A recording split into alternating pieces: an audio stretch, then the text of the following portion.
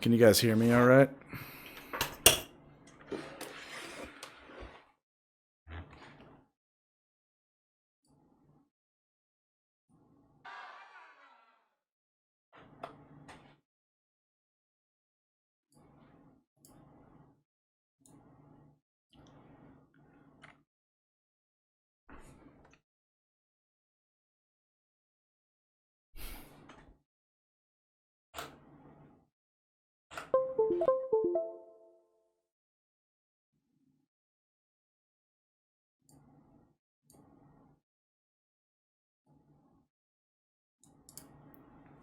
This is the map design tool I was using.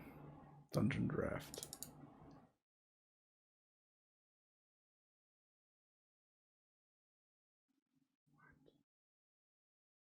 What does this even mean? Why would I need to download new files for Fallout 2? This game hasn't been updated in like 13 years. At least.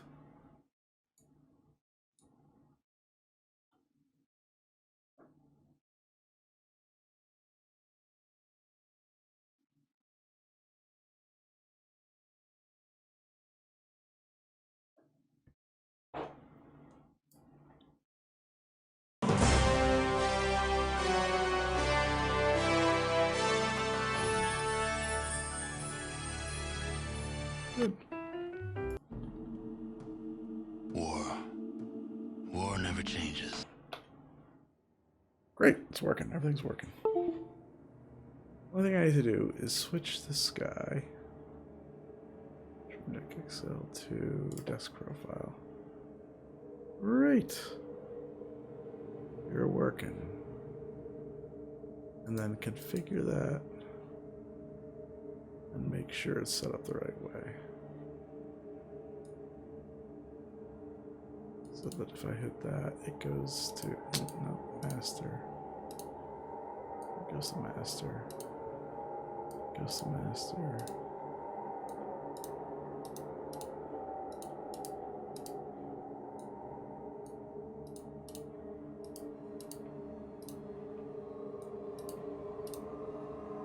So guys,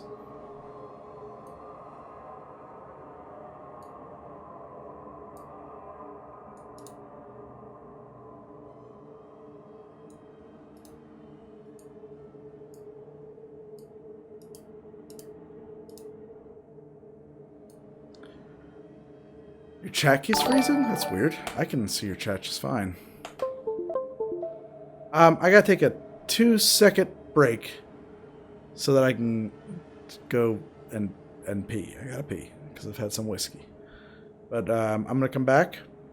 I may bring snacks with me, and then we'll pick up this game where we left off. Okay? So I hope you'll stick around, and I hope you. I'm happy to talk Fallout or D&D with you guys as soon as I come back. Just give me 5 seconds, and I'll be right back after this message from our sponsors.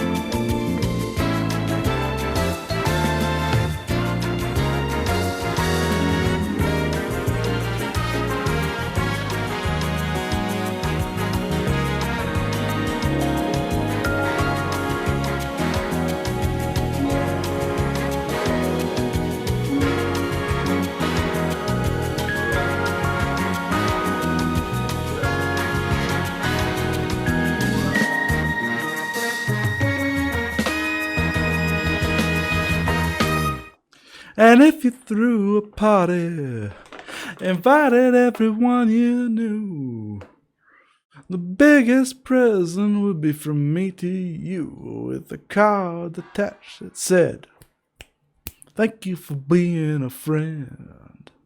Thank you for going down the road and back again. Thank you for being a friend. That's the theme of my stream. I can't drink any more alcohol, so I'm going to have a Coca-Cola from Mexico. And I am that guy, Barry MC. Look at those capital letters. You guys want to play Fallout? You guys want to play some Fallout 2 with me? I haven't played this. Well, I have been playing this. I've had a game good. I've been going for a while. Drank, says Wombato. Do you have any idea how much fucking whiskey I drank tonight? I haven't been this drunk in months. Like months. Let's see, 13th of March, 26th, 13th of March also. Oh, we're way past there, though. Yeah, that's probably more accurate.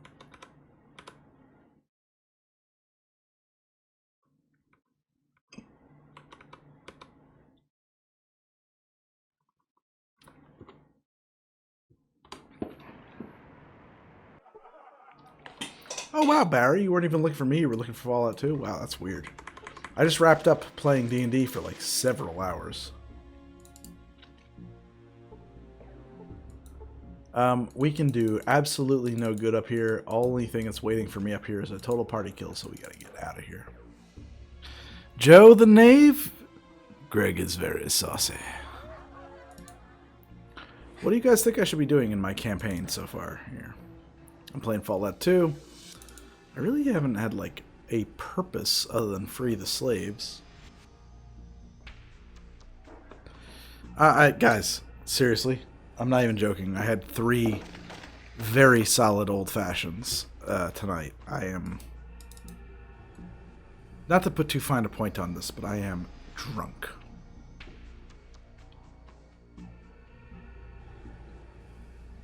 No game audio, really? No, that's not true. I see PC sound doing levels, so I know you can hear it. I do still have the pariah dog.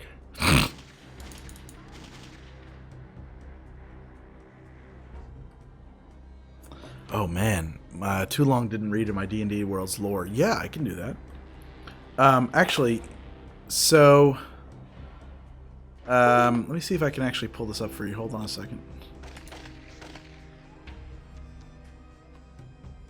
Give me 1 second. I don't know why. Oh, because this is still plugged into that computer permanently. This is straight lined in. And switching machinery doesn't affect it. There's no good system here yet.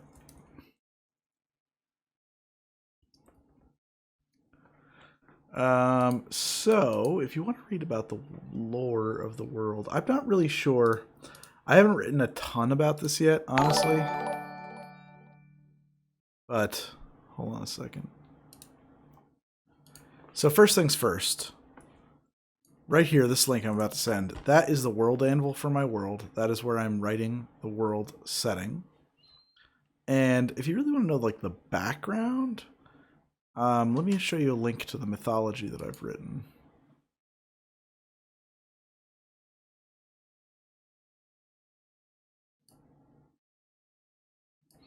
So this is sort of, if I can pull it up. This is sort of the monomyth of my setting. And this is the mythology that I've been working on. It's a very basic structure. Do you guys know who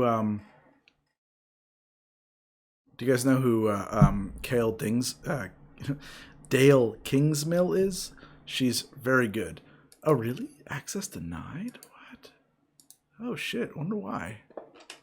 Hold on. Let me see if I've got that set to, like, private or some bullshit. Edit that. It says it's draft public.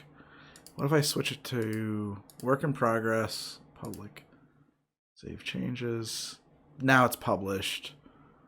And if I now go...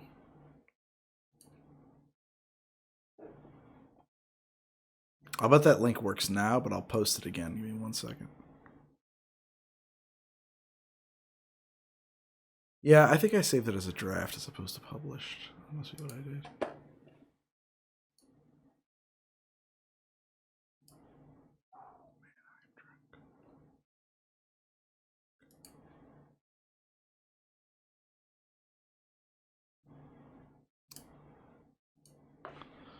See if this works for you guys. That should go through. I am DMing. Guthish-born. I am the DM. So, I built like a monomyth that the various cultures of my setting interpret through their own religions. So this myth is tied to our continent and holds basically true for everybody. Oh, excuse me. I got the idea for this from Dale Kingsmill, who has a great YouTube channel. I'm going to drop that for you right now.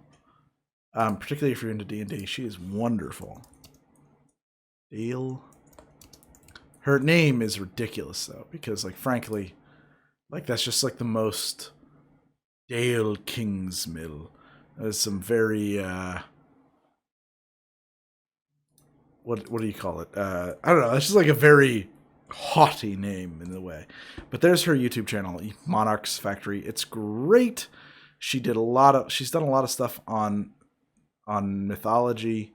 And actually she had a video on, I'm going to find this for you right now.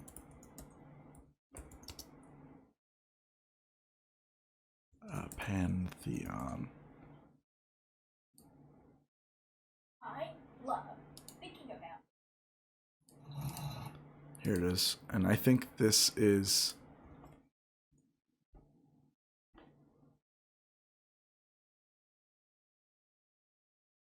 Well, there's nothing wrong with recommending Pathfinder. I used to play 3.5 for a long time. I got nothing against 3.5, but I also have nothing against 5th edition. I don't think there's anything... Here's the thing.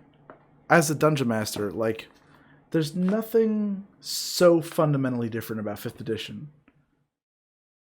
I don't know. I can do whatever I want in 5th edition or Pathfinder. They're both, to me, from my perspective, basically the same thing. Like, the rules are slightly different. How things adjudicate are slightly different. The things that I'm going to choose as a DM to ignore or to adhere to or to homebrew will be slightly different. It's not like saying, hey, take D&D, you know, if you had said, hey, run Fate instead of Dungeons and Dragons, that is a fundamentally different system. It's a different philosophy of gameplay. That would be an enormous sea change from what we've been doing with D&D. But honestly, 5th edition versus 3.5 versus, what do you call it? Pathfinder, etc., etc., etc. It is all kind of different flavors is the same idea. Yeah, so you're reading Blood and Shadows, you're reading my mythology. So I really like the idea, like in the Greek mythology, the chieftain of the gods wasn't really a good guy. And so Dale broke down all kinds of pantheistic mythologies around this idea of authority, harbor, purpose, and I forget the last part, but brought up the fact that, like, hey man, you can take those things and mix them up. Here's how the Romans did it. Here's how the Greeks did it. Here's how the Egyptians did it. Here's how the Vikings did it. And it's the same couple of setups: harbor, purpose, authority, and I forget the last one. There's a fourth beat. but you change them. Sometimes harbor is a good thing. Sometimes it's a bad thing. Sometimes authority is a good thing. Sometimes it's a bad thing. Sometimes the gods aren't really interested in humanity or the realm of the living at all. And so I had this idea, and actually the world of Quom started out as an idea that I had about running a D&D game on a tide-locked planet where it always faced the sun, right? And I've abandoned, most of that has gone away because it's too limiting, but a few ideas kind of carried over. And so I've came up with this mythology about how their chief god is maybe not, he's certainly not on the side of the living. He's on the side of sterility and on the idea of this chief deity's ambition is to scour the cosmos of life and create an ordered and barren reality. While he is dead and is murdered by the murderess, who we do not identify. Each religion has their own identity for that. All of the shadow creatures come to be. These kingdoms of nightmares, these aboleth empires, the illithids, etc., these aberrants take over the cosmos. And then, after some infinite period of time has passed, some god, depending on who you ascribe to, what your religion, it could be different, decides we should unchain the Lord from his prison at the bottom of the sea. We should break his leaden chains and let him live again. And so they resurrect him, but only partially, so that he is trapped at the mouth, at the surface of the ocean, at the surface of the wine sea, gasping for air. But always the sea rushes in and chokes him, and he gags. And so he does not have his full power. It does not have its full power. It does not have its full destructive power, but it chases from the cosmos all of the shadow creatures. Yeah, it's very Sisyphean. Absolutely. It's very Sisyphean. It borrows a lot from Sisyphus. It borrows a lot more from, I think, actually, from Prometheus, but they're similar ideas. And what I'm really describing is actually the cycle of day and night, right? And so the chief deity is nobody's ally, but it is necessary because it keeps the monsters at bay. The absence of the chief deity is to nobody but the monster's goal. It's the lesser deities who are free now because the chief deity is hampered. They're free to act with impunity. Those are the gods who may or may not be the ally of a living creature. But King God, depending on what your religion is, what you call this creature, this entity, its only goal is to burn the cosmos in fire.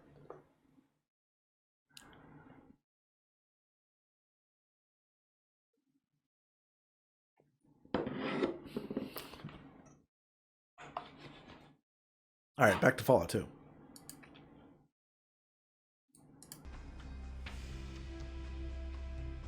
It is dark. It's very dark. But like I said, I was pulling from Greek mythology too. All right, so here we are. Like, that's not that far off from what the Greeks believed.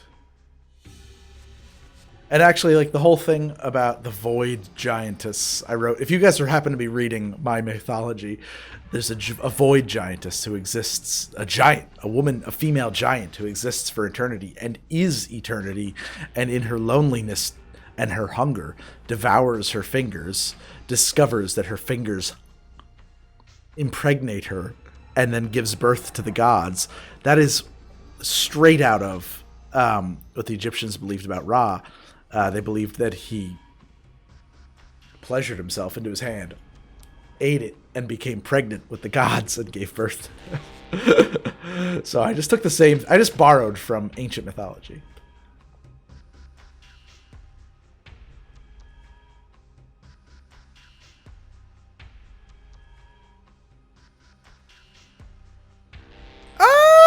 Soren, thank you. Oh my god. I don't know who you are in real life, but dude, that's awesome, man. Thank you so much. Lehman Russ from the Warhammer 40K. If the Imperior had a TTS device, what's a TTS device? Can you clarify that one for me?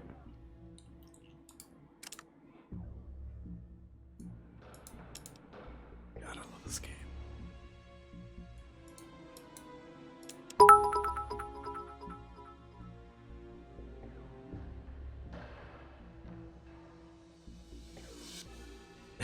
A Primarch join us, says the Lord Inquisitor.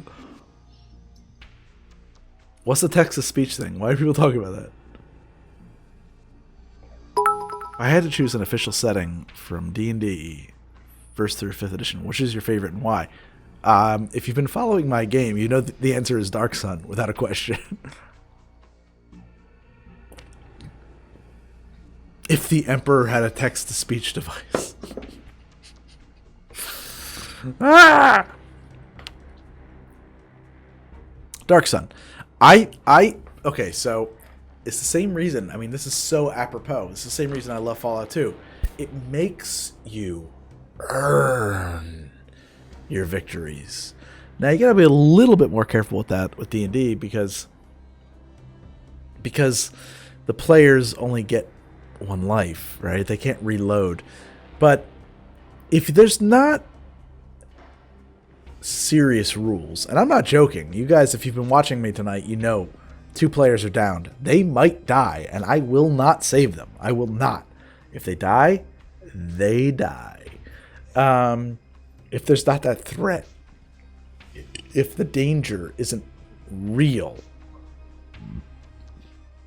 I'm burping like a monster, then for me as a player, victory, like, I'm just, okay, cool.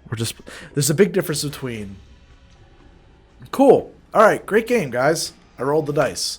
And, yeah, we did it! I only ever want that second thing. I never want to have here, cool, great game, guys. I want the players to be, like, eating their hands, freaking out, and, like, when it happens, just like, ecstatic, right? And that's the experience I always want as a player. High risk, high reward. Do not ever think you're helping me as a player by making things easy for my character.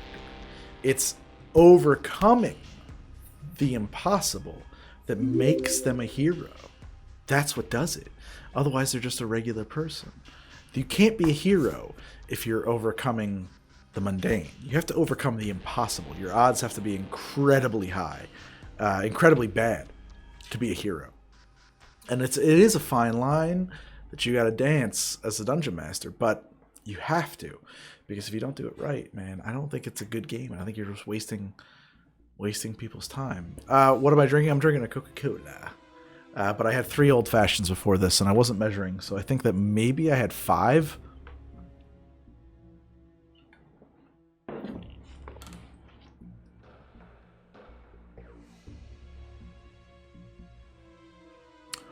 Will I be online Friday? No, I don't think so, honestly.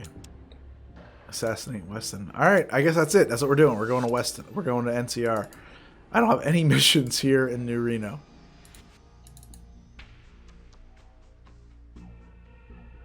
Oh man, guys. You don't even know. I have so much stuff. Sir Blue, maybe you could have a sector, a cult, or religion of people bent on having a mortal achieve godhood to challenge king, deity, and the other gods. Yeah, absolutely. Absolutely. Wait till the players get to Numas, if they ever get there. Numas is ruled by a prophet of the sun. The living embodiment of the sun. So, a few other things about my game.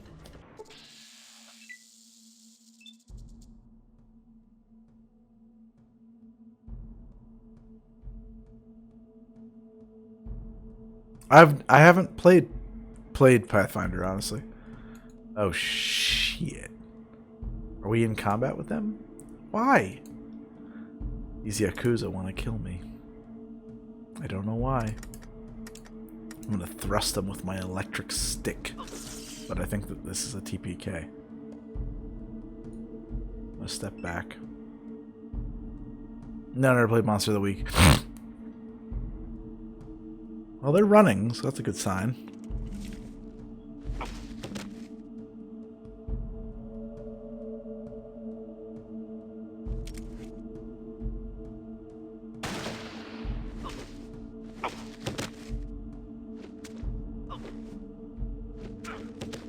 Oof, bad hit.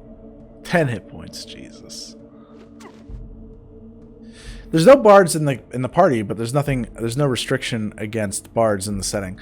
So there's no restriction against any player class, but I made it very clear to my players that spellcasters are feared in this setting. And that has come up mostly up to this point to Aelith's advantage. She has gotten very lucky with just like the simplest of cantrips terrifying people. However, I have a plan in the near future that's going to work very much so to her disadvantage.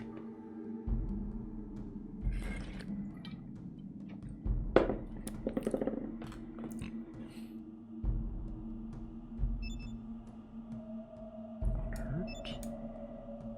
Wounded.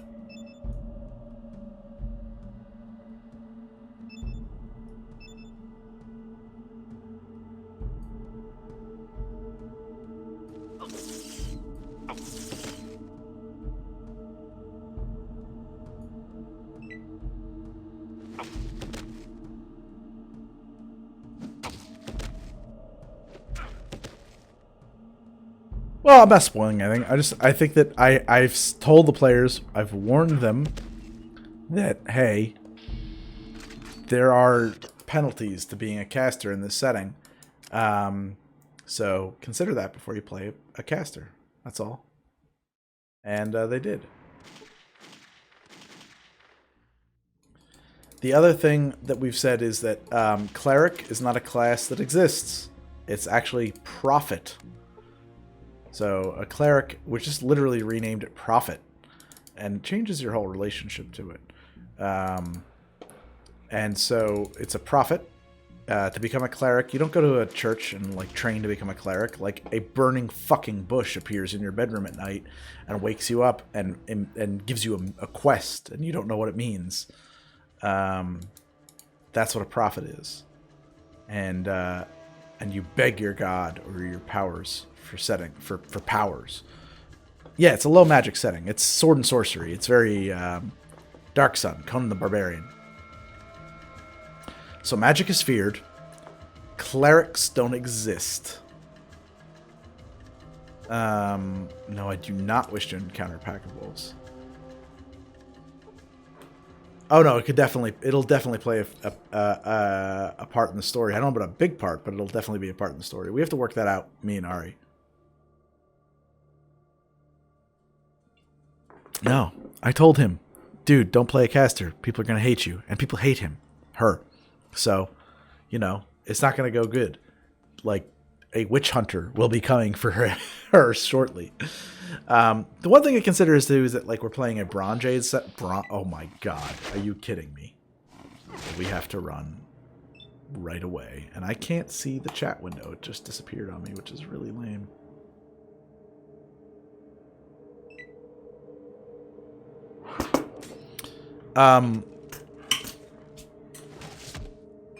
Yeah, I foresee it being a factor.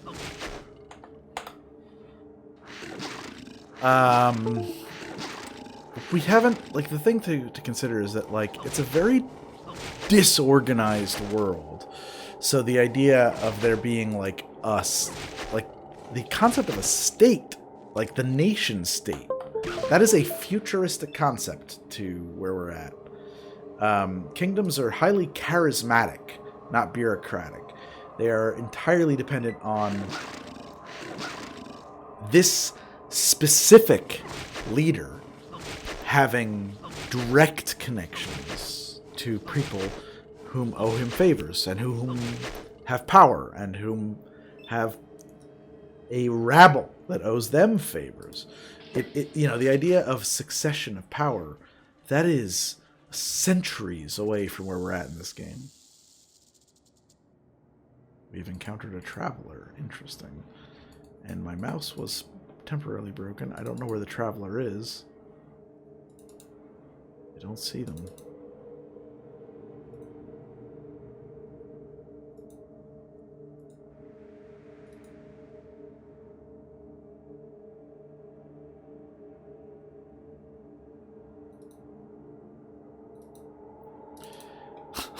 There are no words. It's definitely pre-feudal. It's a Bronze Age setting. It's specifically Bronze Age. I don't know if I've made it very clear, but the players have not yet encountered steel.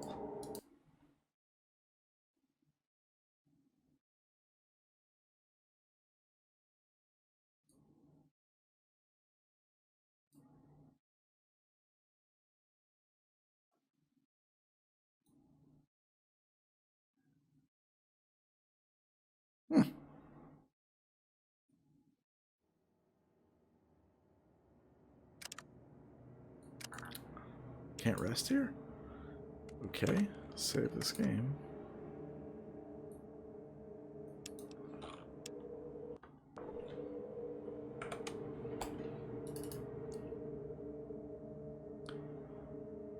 Have you ever utilized DMPCs to play alongside the party, or is that something you'd qualify as helping them? What's a DMPC? I'm sorry, I don't know what that is. Oh, Dungeon Master player characters. It hasn't come up in our game yet, but there's no reason it can't. Did Sulik die or something? And I didn't notice? Well, we didn't make it. You have died. Your village is lost, doomed to die of starvation. So, I like a fantasy setting that is very human-centric. I like the non-human characters to remain fantastical. And the same thing with magic. For those two things to remain fantastical, they have to be rare. If they're commonplace, then they are, by definition, mundane. I didn't restrict my players in terms of player races. I just explained the setting to them, and they all came up with the notion of playing either a human or a half-elf. Now, half-elves are their own species now in D&D 5th edition, and I agree with that. It used to be that a half-elf was literally the offspring of an elf and a human, but now they're kind of like a separate lineage that is not quite either. Fine. Essentially humans, just slightly different humans. That's fine for me. Are there elves and dwarves and gnomes and goblins and all those things in the setting? Yeah, they definitely are. They are not commonplace. Same thing with magic. But why is magic commonplace? It's not because it's hard to do. It's easy. It's because it's dangerous. It's because I've decided on a ritual casting system that allows a wizard with the appropriate feat, creative ritual casting, or possibly strategic ritual casting, to essentially design their own spell on the fly and cast it. And these are what I would call, if you look at all the spells in Dungeons & Dragons 5th edition, the ones that have made it in, they're all tactical spells. They're all spells for me versus you. I can see you, let's do this in combat. But I wanted to have strategic level spells, like strategic level weapons. And so what I came up with, and I'm still working out the details on this, and I haven't had to iron out the details because it's not going to come up directly in game so much, right? The players aren't there yet. But basically a system by where, hey, Dungeon Master, what I would like to do is have, I don't know, a week of darkness befall the city of Nulmas, and then hail that burns should fall upon them, and then the city the sewers should overrun with blood, and the cattle should turn foul, and they should become fetid, festering pox-imbued beasts that have a disease, and then the sea should come rushing in and flood them. Okay, that's an extremely powerful spell, but certainly within the realm of the kinds of things that you see in mythology, right? Like, that's the shit that fucking happens. Well, what I will do is I'll put that through this matrix I'm designing that says that is a 24th level spell. You know, you want to affect an entire city from 100 miles away. Oh, more of these super mutants. I keep forgetting that I don't want Sulik to be dead, so we're going to load another game. And it's going to last forever, and et cetera, et cetera, et cetera. So how do you even cast that? No spellcaster can cast that well. I have the second chart that I'm working on that says 24 levels, huh? Well, you are a spellcaster with access to 6th level spells. No slouch, but not 24, because that's way beyond the power of the gods. You can build a month-long ritual in which every day you sacrifice a valuable predator, a lion, a harp, a falcon, for a month. That'll bring it down to spell level. You could have chanters, like literally a cult, spend that month chanting honors upon you. That'll bring it down a level. You could destroy a 25,000 gold piece diamond. That'll bring it down a level. It might be a spell that you can only cast once in a century under a certain astronomical event. That'll bring it down a level. So on and so on and so on. And you have to develop this ritual, this enormously powerful, expensive, lengthy, convoluted ritual. It might take years to pull off, that brings it down to your 6th level so that you can cast it. And yes, then you can do that. Then you can lay waste to a continent. That's why, in this setting, wizards are terrifying. People are powerfully afraid of spellcasters because they remember, or at least, you know, they know that once upon a time, great and terrifying wizard kings would call up the ocean to swallow their enemies, and continents would shatter under storms of lightning.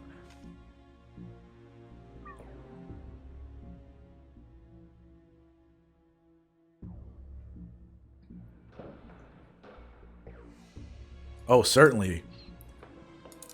Sacrificing humans, intelligent beings, definitely a good way to get that thing down a spell level or two. I'm saying that it's a system by which you'll have options. Now, it hasn't come up on a player level yet, so I don't have to think about it. It doesn't even come up on an NPC level. It's a background notion that gives me pretext for why are spellcasters so hated in this setting, without restricting access to spellcasters, without saying to a player, you can't play that. I don't like doing that, you know? Well, this isn't combat, so we don't need to fight. We don't even need to be here.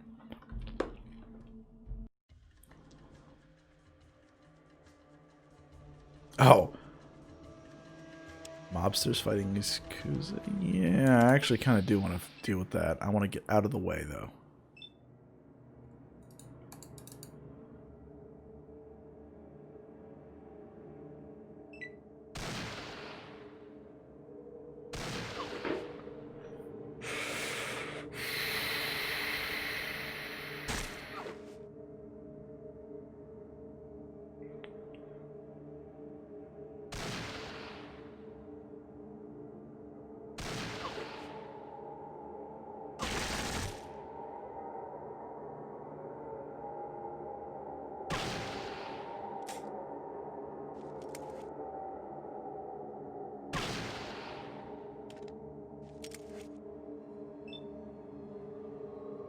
What good, Fluoridation. We had a little technical problem at the beginning, so we got a late start, and then I had some more problems, but I don't know what's going on in chat, honestly.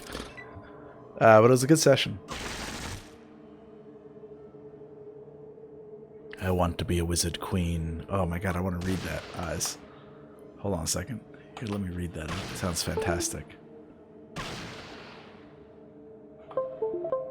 And for some reason, my monitor keeps shutting off like a goddamn bastard.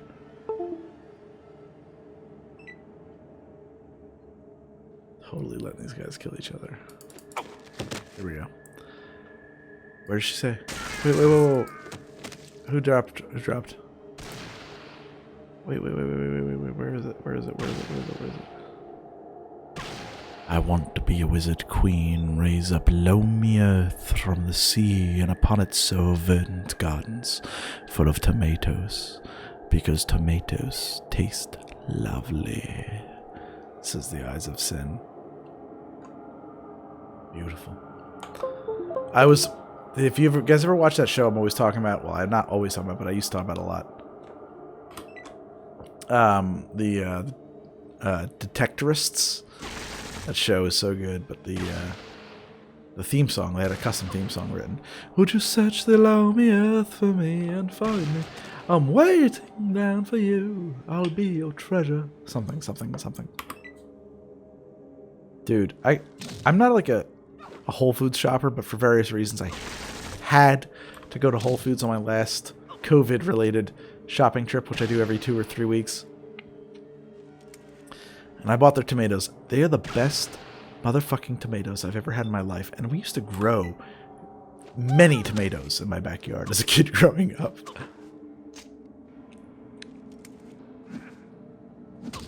San Marzano tomatoes, also known as, I think, plum tomatoes. They are the tomatoes used in tomato sauce. They're good. Take out the seeds, grate them. You literally grate the tomato into a paste. That's the way you do it. Add a little tomato paste as well, with garlic. Beautiful sauce. You got a beautiful sauce.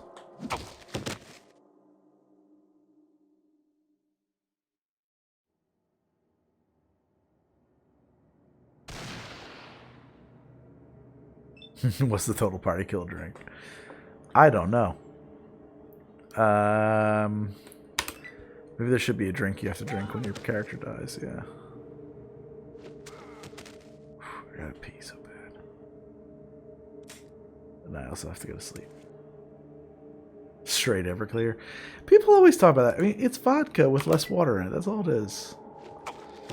I think that, like, a punishment drink should taste nasty. And honestly, Everclear doesn't taste nasty. Unless you mix water with it, weirdly. Then it turns into some kind of demon juice. What do you put in a trash can?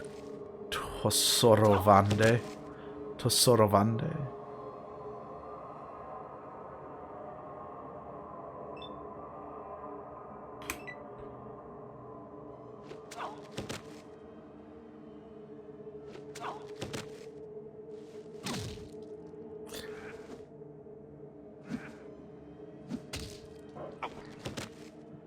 Yeah, vodka guessing video. That was that Everclear with water. It's so weird how bad that tasted. I can't even get my head around it. I did. It's coming out probably this week or next. I just made the worst cocktail I've ever made in my life. So I was looking into the history of the caipirinha, and if you look into it, people say, hey, you know, the history of it was that this drink started out around this time of the Spanish flu, 1918, 1919, as a drink that was honey, garlic, and aguardentia. Aguardentia. I didn't have aguardentia, so I just stuck with cachaça. But, oh my god. Hot garlic toddy is disgusting. It was horrific. I've never... The only thing that comes close... I mean, Baijiu is bad. Really bad. But... And worse, actually, if I'm really honest, but different. You'll get to see the video. It's coming out on my YouTube soon enough. Southern. Yeah.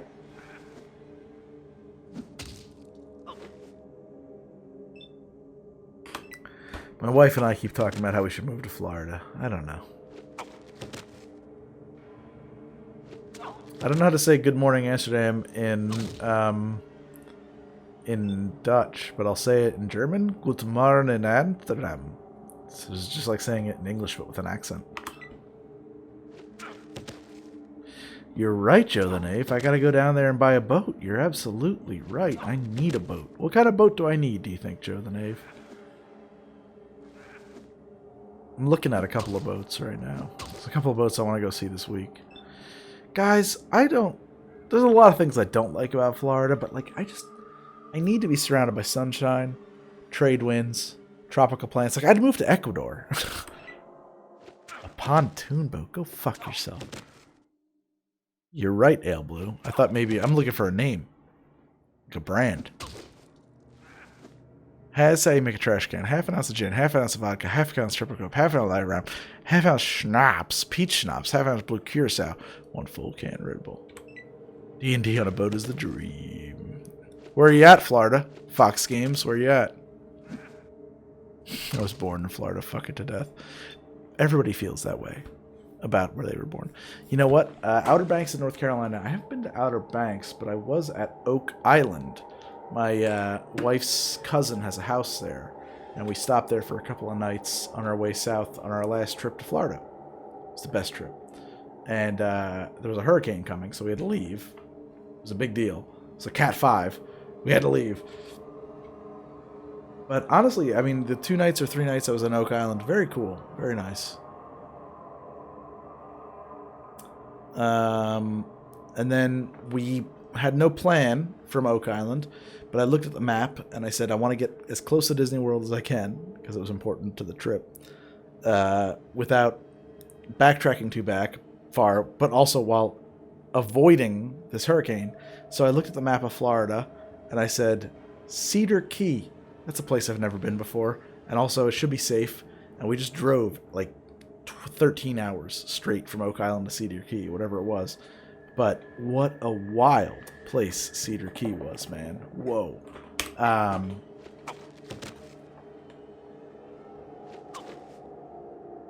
Yeah, Oak Island. Oak Island was cool. I don't know. It was a little golf club set for me.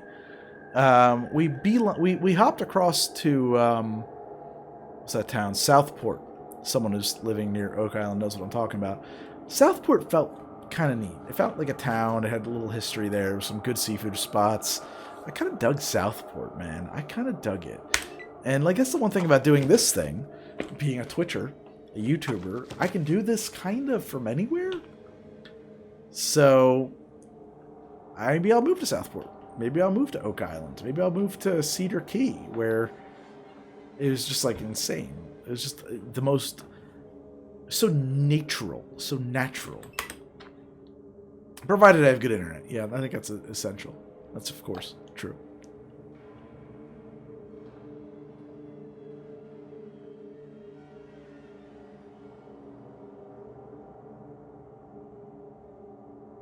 I don't know that the wife's going to jump at Kentucky. And I think that I might have a hard time at Kentucky my own self. Ugh, Buffalo. Man, the land of winter. Well, internet in port is feasible on a sailboat, Joe the Knave. The problem with it is that, like, a sailboat big enough for me to really edit and have my own space is so far away from my price range. You're talking about, like, a 60-foot boat. I'm maybe looking at a 30-foot boat. But I am looking at old beat-up sailboats that I could possibly buy. I've always thought the idea of a necromantic society, or my D&D game, is a kingdom city where necromancy is legal and commonplace with rules and regulations on how, when, where, and why it's performed. Maybe not necessarily necromancy. You could have a secret society of magic users in the campaign who band together. Yeah, there are secret societies, but like even just that, like the idea, like I think that so much D&D. So much of the fantasy role-playing genre these days tends to take these very Victorian ideas and try to jam them into high medieval settings. Like the idea that you just said, where it's legal. Like, what the fuck is legal? What does that even mean? Who's writing these laws? You know? I would love to be in the Keys. And the Keys are frequently not in the path of a hurricane because they're protected by Cuba. Key West is like my ideal dream, but I don't have $3 million for a trailer.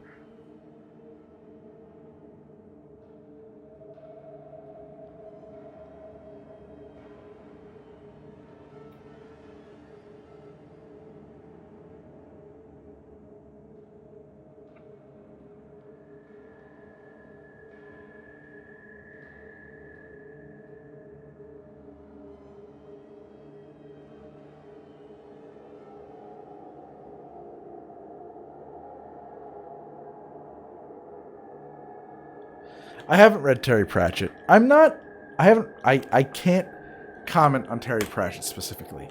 So I'm going to say some stuff here that may not appropriately apply to Mr. Pratchett. I really don't like cutesy poopsy British fantasy comedy.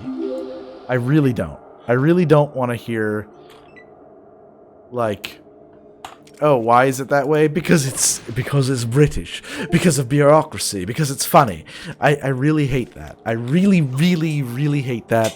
Neil Gaiman is definitely a person for whom that is a sin.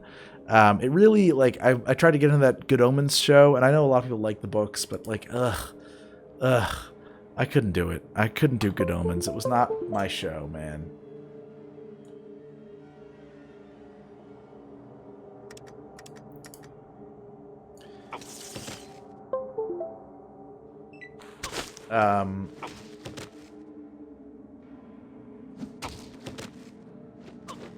No, Sandman I liked a lot, but I don't know how much that's victim to that Terry Pratchettness, which has like a lot of that kind of like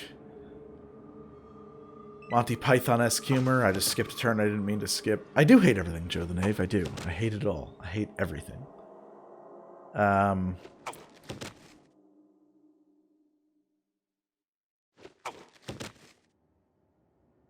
I have not read or watched American Gods, but I don't think I'd be into it, to be honest. Like, the whole idea that, like, these ethereal supernatural creatures are just like us. Like, that just feels so 1997 and so played out, and I'm so fucking not into it anymore. And it's just like, I don't know.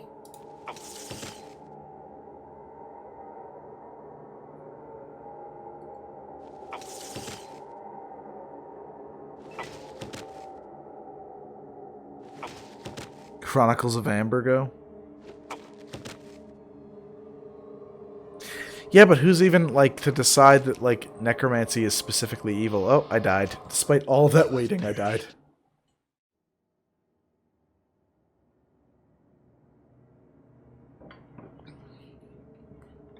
I don't know. I don't know. It just bugs me. Something about it I don't like. I don't have a great answer for you. I wish I could articulate it better. Greg doesn't want to feel old. No, I don't. I don't want to feel old. That's a fact. Definitely don't want to feel old.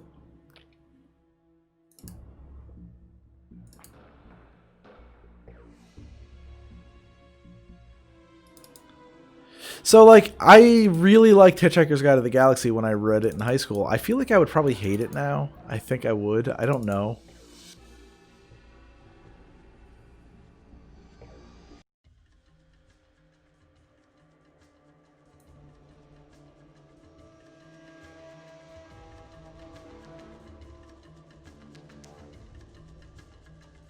Ooh, Dustmen of Sigil. But, like, why would they even be that kind of organized? I don't know. Like, even the Dustmen of Sigil, that's a very Victorian representation of a guild. You know, if you look at the Cult of Pythagoras, which is a much more classical example of that, you know. What is the Cult of Pythagoras about? Like, well, we meet in secrecy. We do a bunch of math. We don't do anything good for anybody. We have weird fucking creepy orgies. And occasionally we sacrifice somebody, but we do some math. You know, like, they're not an organization in that way. They're a ecstatic, frenzied cult, you know? I don't know that, like... That's what I'm saying, is that, like, this idea of, like, hierarchy and all of these things, like, no, man, like, think about a coven. Think about just, like, the most base animal instincts that people might have. Yeah, if Eyes Wide Shut was cast by the director of Revenge of the Nerds.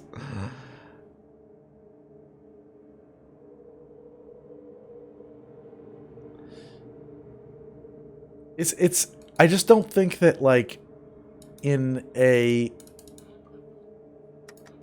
classical, you know, and when I say classical, I mean, like, you know, like the classics, like a Greek classic setting. You're talking about so much disorganization, and like I was saying before, like the concept of the nation state was like a new idea.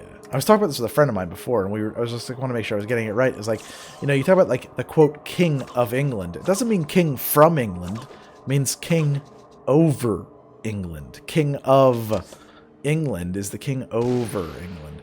And it's not, there's no bureaucracy. There's no succession plan. It's not an actual thing. A kingdom is a system of favors that a person is owed because they are owed a lot of favors. The peasantry have no fucking loyalty to the kingdom. It is literally nothing but a source of oppression for them. Nothing but. Possibly, it protects them from somebody else's oppression at best. But the idea that, like, I love my kingdom and I'm going to do something for it. No, they don't. They don't give a shit. They don't give a shit. They have no choice. It's a very different scenario. The idea of a nation state that you as an individual are party to, for good or ill, that you are invested in.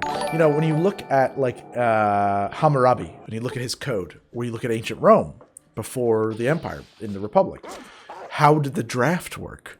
Well, wealthy people were expected, you know, in times of war, how wealthy are you? This is what you got to give. You have to show up. You have that much money? You better bring a horse. You better have cavalry. You better bring some retainers. You can't? You better bring a cohort. If you don't want to come, you better fucking hire a company of mercenaries to replace you. Okay? And the reason why is because nobody in their right mind wrote down laws and said, and the peasants will defend us. No, they won't. They couldn't care less. It's not their fight. They're not involved. If somebody else comes over and takes over, they're not going to kill the peasants. The peasants make them money. They're just going to say, okay, you guys work for me now. If that's a problem for you, let me know. I'll kill you. Okay? But, you know, in ancient Rome or in Babylon, under the Hammurabi's code, the first rule of laws, it said, you have this much land, you have this much wealth, you better bring armor, weapons, horses when we have a fight. You better bring X number of retainers. You better bring this. You better bring that. You need to really put your shit on the line because all of us are too. This is our society. Our society. The nobles' society. Okay? It is ours, and we're going to defend it together. And if you don't do your fucking part, we're going to have a real serious problem. We're going to kill you in your bed. I promise you. You will not live. Okay? Oh, you can't make it? You don't want to get into this? You want to get out of it? Fine. Here are the specific rules for how many mercenaries, i.e. peasants, you have to hire to take your place. You're this wealthy? It's 150. Put an army together and lead it from afar. That'll make us about even. Okay? But they didn't ask anything of the peasants at all. Nothing specific. Right? It doesn't make any sense for them to be expected of anything. It's not their kingdom in the most literal sense possible. And so I think that a lot of this idea that really, like, I'm trying to make sure that really seriously colors how this world works.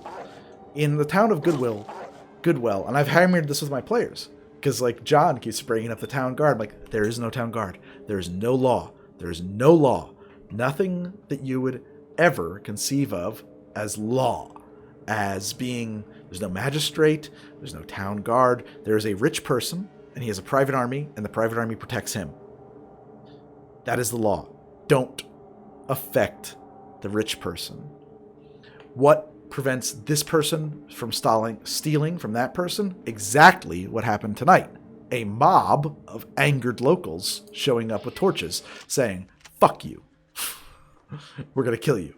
And then they talk their way out of it because the players are the players and they get to win sometimes. But the idea of, so much of, quote, fantasy settings anymore, I find, are literally just, all you did was take modern society and turned technology into magic, and turned our government into that government, and it's exactly the same. This is really, mechanically, it doesn't work any differently. There's nothing new to wrap your head around. And I just don't think, or nothing alien, nothing different. I don't know. It's just not how things, it doesn't, for me, it's fashion. You're using fantasy as an aesthetic, as opposed to as fantasy or medieval or the setting. You're using the setting as an aesthetic, as opposed to being, oh no, this changes how things are. This makes me think about things in a different way. This makes me really question, how does this work? Where am I? What am I? How do I figure into this society? What is this society? Is this society? What is society? I think that there's a lot of those questions that have to be asked when you play this Bronze Age game that I'm running that has fantasy and elements. We fought, fishmen. We fought goblins. It's not strictly human-on-human combat, although mostly. Let's get out of this combat.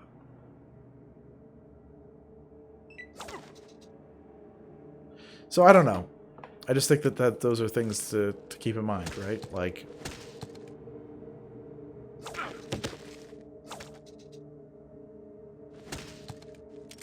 Sahwain. Yeah, we were dealing with lesser weird mutant. I call them abmen, but they are Kuatoa, part Kuatoa creatures, Kuatoa people. I wanted you to feel bad about the goblins at the end of that session. I don't. The players will have opportunities to feel like heroes, but it won't be then.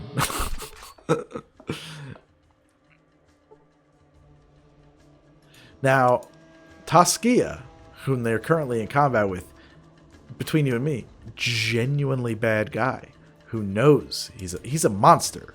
He is a dragon, right? Taskia, Cornin Taskia, is a sociopathic psycho who will kill anything that's in his way. And the players should feel pretty good about dispatching that guy if it comes to pass. I don't think it's going to. I think that combat's going to end in a different way. We'll see. But, yeah, that guy sucks. He is a literal piece. He's a piece of shit. So if you asked earlier if we had any ideas of what we could help you add to the campaign, were you thinking? I asked that? I don't remember. I was drunk. I don't remember asking that, Sir Blue Guy. I'm sorry. Oh yeah, the Dacian spear. I love that idea. Just like this weapon that you dance with. And it's mundane. There's no magic there. It's just that's just a martial art is what it is. It is a very long polearm with a big knife at the end of it that he knows how to use. Well, that's a TPK if there ever was one. And I like it too because it implies a culture. It implies a whole world of Dacian spear dancers, right? Oh, cut in half by a laser. Nah, I never read Wheel of Time. My current fantasy series, the one that I read was Game of Thrones.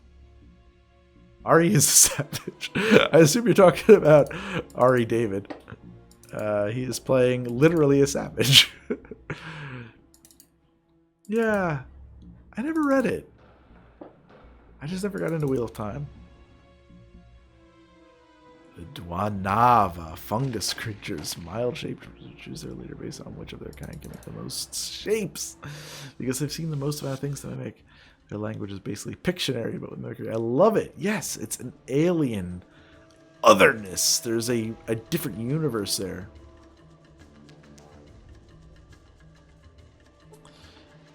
I can't speak about one versus the other, right?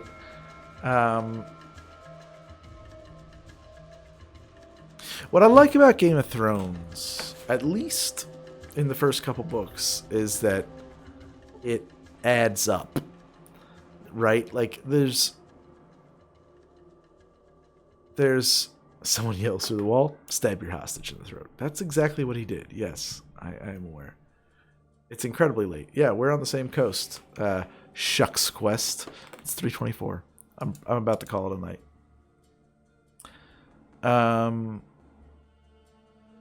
No, I don't want to encounter. I don't want to encounter anything. I just want to get to where I'm going.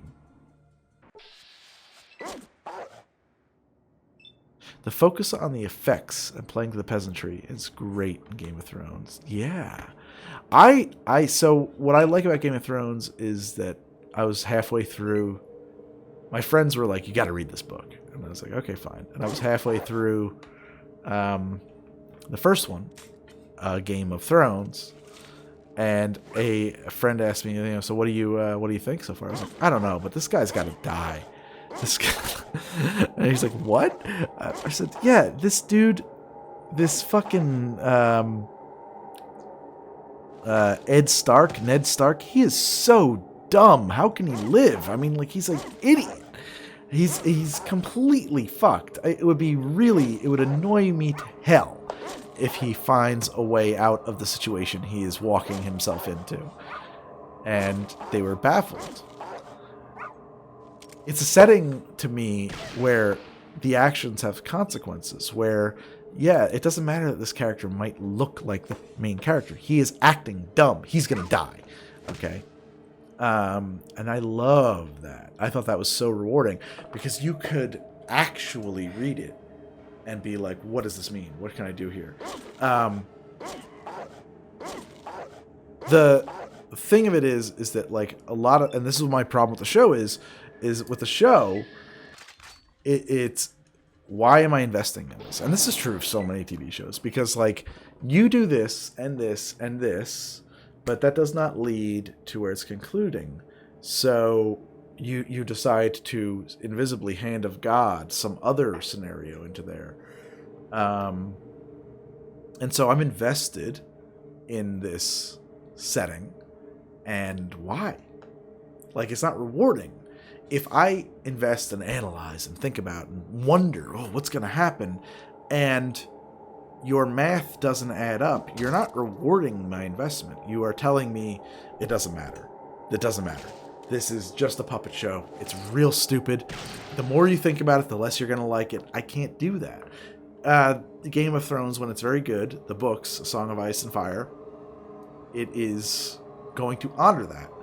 It's going to say, yeah, the more you think about this, the more you'll know where it's going, the more rewarding it will be.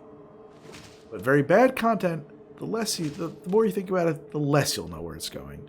The more stupid you will think the content is. The show was dumb. The things that happened on it did not add up.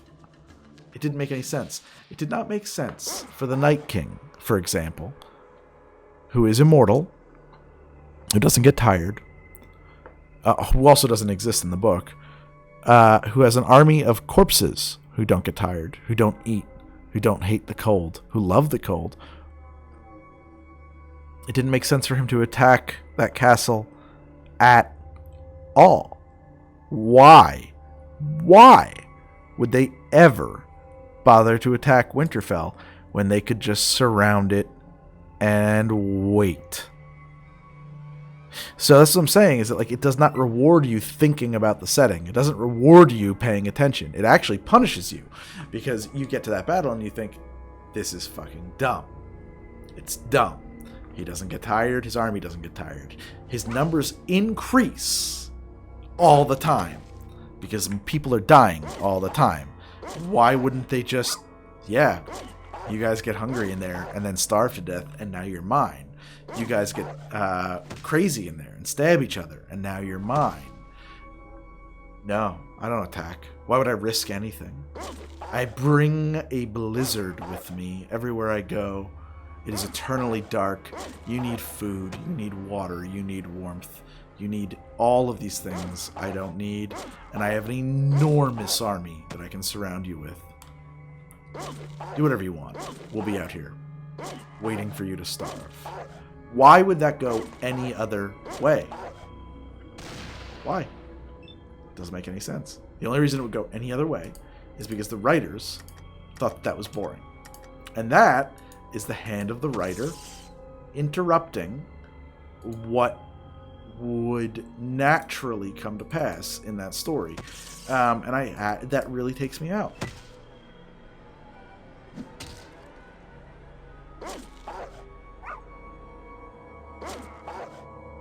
Like, I honestly thought the whole point of the books, especially with the way that, like, you know, Jon Snow made the point, hey, it's an army of death. It's death. We can't win. Was to address the fact that, like, you can't win. Even if you stave this off, you're gonna die. You can't win. You can't win. It is not... okay. We'll just stab it, and then we win. Cool. All right. What's the point? What is that story even about anymore? What the hell? Like, I'm sorry. I just really hated the way that resolved.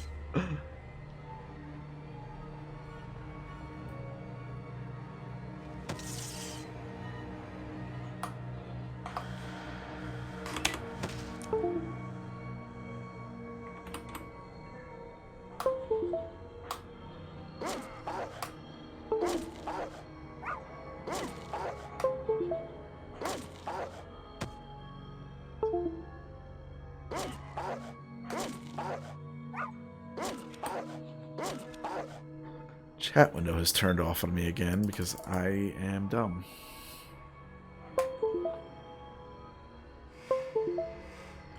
So what do I enjoy reading? I don't know. I haven't read anything in a while. You know what? I like the Aubrey Maturin novels, although I didn't finish them all. I liked the first 4 of those. I read those. Those are great. I like I think of fiction that I've read recently that I really enjoyed. I do like Game of Thrones. I like A Song of Ice and Fire. I like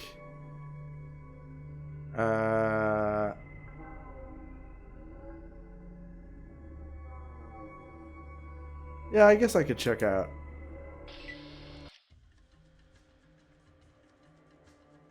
I guess I could check out Wheel of Time at some point. It just seems like such a time sink for me.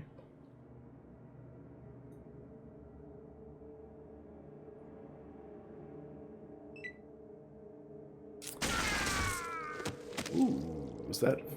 Sulik is dead. Good night, Joe.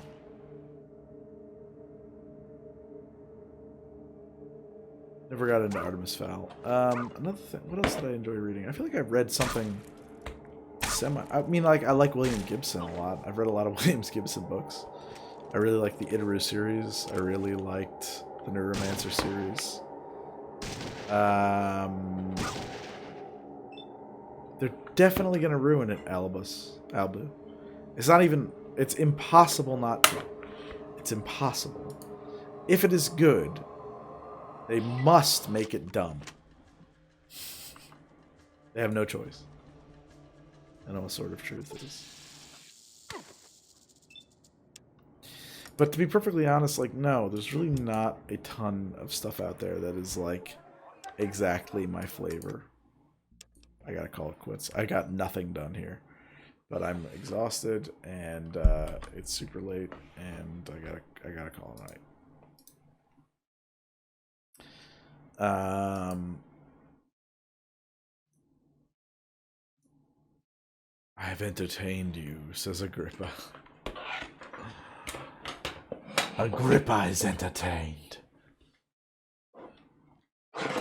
I'm trying to think, like, what other stuff do I like? I don't really, honestly, I probably don't like a lot of fantasy. I probably don't.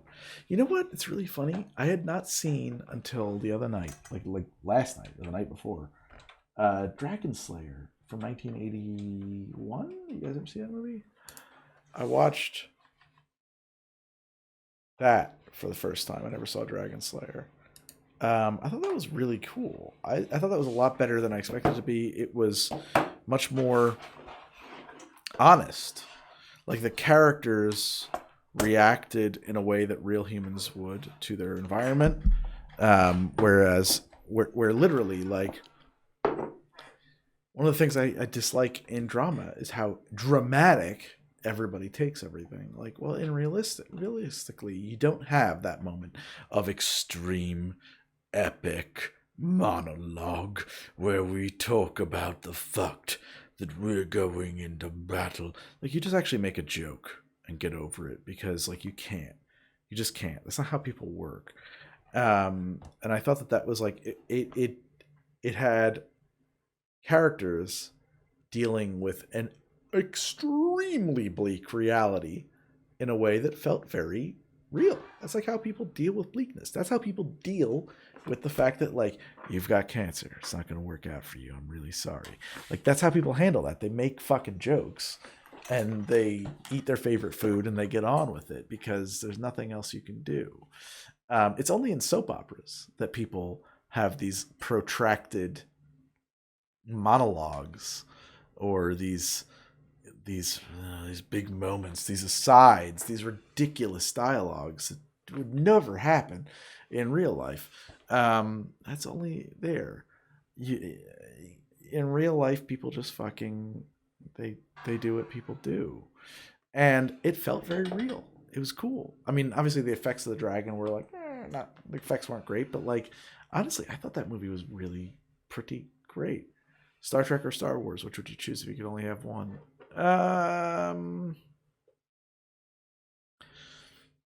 That's tough. I really like the Star Trek films, but, like, the original cast films and some of Next Gen.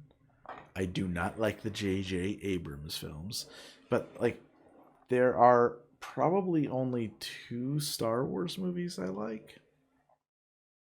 Probably. I hate that, but it's true. So maybe this is crazy to say, but maybe Star Trek. I feel like I know more about Star Wars, and I like my wife and my family and I, my wife, my kid, and me. We went to Disney World, and it was just by chance, just because that's when we booked it. It worked out that it was like the week or second week that the Star Wars land was opened, and it was like a religious experience. I had the lowest expectations. I really didn't think it was going to be great, but it really just blew my mind how great it was. Nah, Stormageddon. I don't think it has anything to do with messing with Star Wars since they were released. I think he reinvented what the Star Wars setting was about when he got into Return of the Jedi. I don't think Return of the Jedi is a good film. I don't think it fits in the setting. I like it. I grew up with it. I have an emotional connection to it. I enjoy it thoroughly. I would consider it to be canon and will happily watch it alongside the first 2 Star Wars movies. But don't get me wrong. A New Hope and Return of the Jedi, and Empire Strikes Back are objectively good films. And I would say that Return of the Jedi is an objectively garbage movie. Just a bad movie. But I still enjoy it. It's just, I think that it's Return of the Jedi where he really decided, I'm making kids' movies. I'm making movies for children, for 8-year-olds, for dumb people, for people who don't think very much, for children, for people who aren't expecting much from their content, from people who aren't really doing the math on what's going on here. Yeah, we just quicked Bill. You son of a bitch, Bill. Always with that joke every single time. If you look at Empire Strikes Back, and I didn't realize this until I saw a YouTube video about it, and I was like, holy shit, you're right. If you look at Empire Strikes Back, the very last time Luke Skywalker sees Darth Vader tells him, rule the galaxy with me. We'll be tyrant kings together. Luke says no. Vader says, you're a fucking loser. Cuts off his hand and says, by the way, I'm your real dad, you fucking wuss, and kicks him off a cliff to try to kill him, okay? The next time they see each other, they're having a real father-son heart-to-heart. I know there's still good in you. That is the next words that Luke Skywalker says to Darth Vader after he cuts off his hand and throws him off a space station. I know there's still good in you. No, my son, it's too late for me. What the fuck? Why would Darth Vader say that? Why would that character say, it's too late for me? If only I could be good, but I cannot. He doesn't give a shit. He's Darth Vader. He just cut his son's hand off. Just cut it off. Crazy. Okay? I think that what happened was, and I don't think he's wrong, I think what happened was George Lucas got a little bit older and he became a little bit mature and he stopped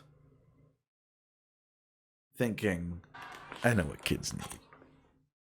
I know what I want to make. I know what's good for people. He stopped being angry and he started thinking, holy shit, man, what the fuck am I teaching kids about here? This is a movie called Star Wars. It's nothing but people murdering each other with lightsabers and swords and bombs and guns. And really, when you think about it, are the good guys good guys? Are the bad guys? Who's good? Like, what's good? What is good? What is the moral of this story? Kids, 6-year-olds, 5-year-olds, 7-year-olds, 8-year-olds are watching this, and this is informing who they are. I am now in my late 30s. I'm a grown-up. It kind of bothers me. I feel responsible for my actions. I don't know. I just don't think that the guy who made that movie was the same guy who made A New Hope. I don't think that guy was wrong. I think that when you make content like that, you have a responsibility in the media. I think you have a responsibility to whom your audience is. And I think that you're right to change that. I don't think Star Wars, A New Hope, or Return of the Jedi is really a child-appropriate film, but I think it's a good film. I think Return of the Jedi is a child-appropriate film, and it's a bad film. Does that make sense? So I think that's what happened. He decided, I'm going to make a kids movie. I have to make this. Kids are who's watching this. I have to make a movie that's okay for kids, literal children, to watch. Because that's who's watching. And I care about that now because I have grown up some. I used to think, I don't give a shit. They're kids. They need that. They need that kind of thing. And then he changed his position, I think. The other thing that happened is he divorced Marcia Lucas, and Marcia Lucas really made A New Hope, really made Empire Strikes Back. I think his wife, the editor, is undercredited, although increasingly so, and was a vital component of what worked about those movies. I mean, did you guys see Red Tails? Oh my god. I went and saw that in theaters because I was like, oh my, George Lucas is directing a movie. And I went and I saw Red Tails. And it's like, I love that story. I loved that story since I saw the HBO movie. It was so good. The HBO film, The Tuskegee Airmen, was great, better by comparison. And I was so psyched to see what George Lucas, and it was fucking garbage. It was so, he did such disservice to that story. So, it's criminal how bad that is. I'm sorry. It's bad. I wanted that movie to be so good. Greg Views Pop Culture channel on YouTube. That sounds like a lot of work for me, man.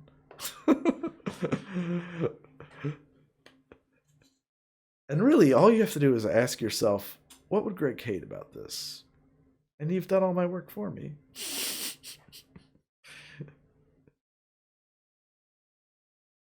Hello, Willow Tom from the European Union. And Stabby says, yeah, have you watched some of those lore videos from some guy who makes via the wiki? No, maybe not. Actually, some dope stories you'd wish was in the films over what was shown.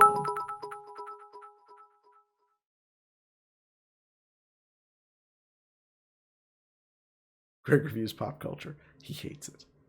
What would Miss Mace Window do?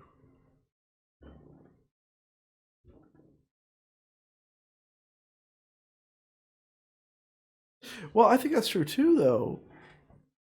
Mac cheeses. I think that having nobody being able to say no to you. If you look at his work, it's not his first idea that was good. It was his second idea. His first cut of A New Hope, which you probably have not seen, is unwatchable. It's bad. He showed it to his friends. They said, wow, George, way to go. He cried. And then he and Marcia, mostly Marcia, recut it into A New Hope. It needed that it needed that opportunity for refinement. There's a lot of ideas he had for THX 1138 that make it worse. Right? You know, a lot of people need when anything is possible, when the sky's the limit, when there's no limitations, then your only tool, whatever your tool is, it becomes artifice, embellishment. All you can do is add, all you can do is gild it, right? Even if you think you're taking it away, because you're not working inside of a limitation, what you're really doing is embellishing. But that's not the same thing as refinement. That is the opposite of refinement. That is accoutrement. That is to festoon it with decoration. That is to shit all over it. But as any great engineer will tell you, the project isn't done when there's nothing left to add. It's done when there's nothing left to take away. Editors should operate from the same perspective. And as a guy who spent most of my life so far professionally as an editor, that's how I feel. It's done when there's nothing else to cut, not when there's nothing else to add. Having limitations makes all of your work in the other direction instead of in the service of decoration, in the service of accoutrement. You're working in the service of refinement. You are reducing. You are trimming the unnecessary. And I think that effort, distillation makes everything better, says Her Hamlet. I agree. I think that effort makes it better. And the other effort makes it worse. I remember I had I went to film school. And then I went to the School of Visual Arts, and then they asked me to come back and be a judge for their film festival a few years later. Big honor, I know, for me. I was like, all right, this is awesome. I feel like I had made it. I didn't know what I was doing. I was just an editor at that time. I didn't have any reason to be there, but whatever. I wasn't even like it's not like I edited anything anybody ever cared about, but whatever. I got to do that. But I just remember, like, they put you in a room, and you watch this movie, and everybody is, like, trying to review the film. And the question I always asked was, but why is it so long? Why does this movie need to be 83 minutes long? I mean, it's this story. It's the story of X, Y, and Z happening. Don't you think you could have done that in 30, 20, 15? How quick could you tell that story? Does this movie need to be that long? For example, Chris Marker made Le Jeté, which is a short film made without film. It is still pictures. It's 23 minutes long, I think. Short film is the quote inspiration. I mean, it is 12 Monkeys. It is the entire movie of 12 Monkeys in 23 minutes, and it's better. 12 Monkeys is a meandering disaster of a movie. The existence of Le Jeté invalidates the existence of 12 Monkeys. If you can tell that story in 23 minutes, then you should be killed for telling it in 2.5 hours. You shouldn't exist. That's how I feel. It doesn't make any it is nothing but waste. It's just waste. It is just masturbation. It's just I'm taking this person's work and making it longer. There is nothing about 12 Monkeys better. There's nothing about 12 Monkeys that is better than Le Jeté, except for maybe a couple of actress performances, but honestly, they feel pretty dated now because it was a very 90s film, and when you watch it, I think like, eh. But I think Le Jeté is timeless. I think Le Jeté is, it doesn't matter. That movie will live. It's a short film. I think you should see it. It will exist indefinitely in perfectitude, and tastes may come and go. It transcends those things. It really does. That is a mark of greatness. Now, film is commercial. Film is about making money. Would I say that this person shouldn't have a career? No, I'm not going to say that. That's ridiculous. But what I am going to say is that, like, all I'm saying is that between 12 Monkeys and Le Jeté is the better film. And it's shorter. It's refined. It took what that movie was and turned it and reduced it. It reduced it. You watch my wife and I love and watch a ton of, well, The Fifth Element, for example, is a longer version of one of the short films in Heavy Metal. What is Heavy Metal? Is that like 1973 animated film? I mean, I'm not exaggerating when I say it is that movie, right? It is entirely taken from that.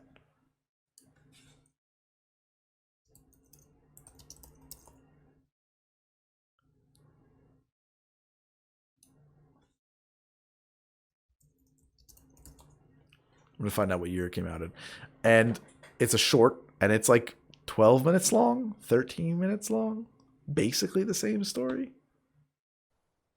Yeah, I think a bit of meandering can be fun. My wife and I, we just watched, what do you call it? Fantastic Mr. Fox. Actually, I think that's pretty tight. I like Fantastic Mr. Fox. I think that's a really good movie. I did not like Wes Anderson until I saw it. It's kind of angsty, and I didn't like Anderson and his deal. But like Fantastic Mr. Fox really really was the first movie that kind of brought me around on him. I watched it with my kids. Someone said it was okay for kids. I'm not so sure about that. But we all enjoyed it. It was fun. And I like that movie. Are any long films that you think are justified in their length?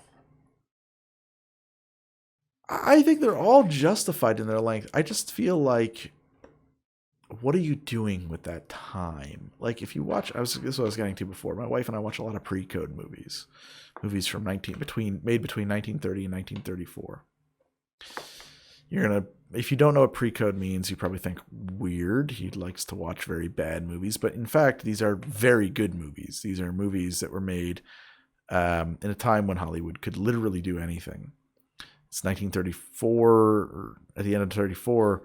Movies made afterwards, they come out. I have not seen Sunset Unlimited, but okay, sounds good. That all of a sudden all these laws, these rules come into play, and it changes what Hollywood can do. And it actually, I think that my wife pointed out to me, like, you know, if you watch a movie from 1933 versus a movie from 1940, the female characters in it are wildly different the way they write women.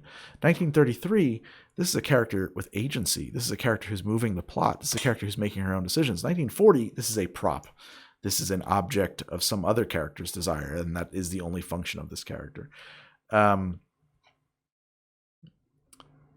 So my point is that if you look at those movies, though, those pre-code films, most of them are like 3-reelers, right? Or 2-reelers.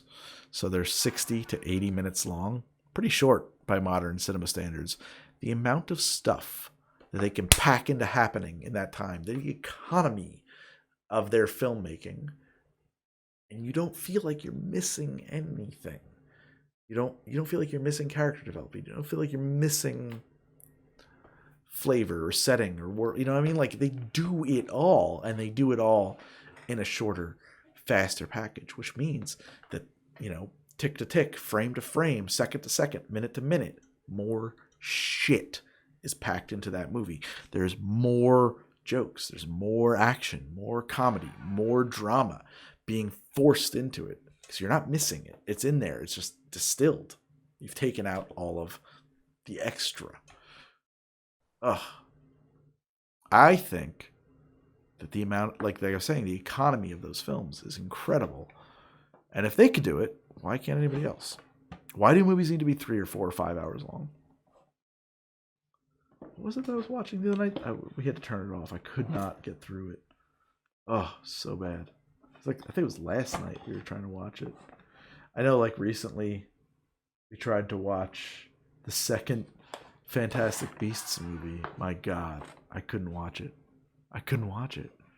I mean, we got a few minutes. Oh, you didn't like Uncut Gems? I kind of liked Uncut Gems. I kind of liked that.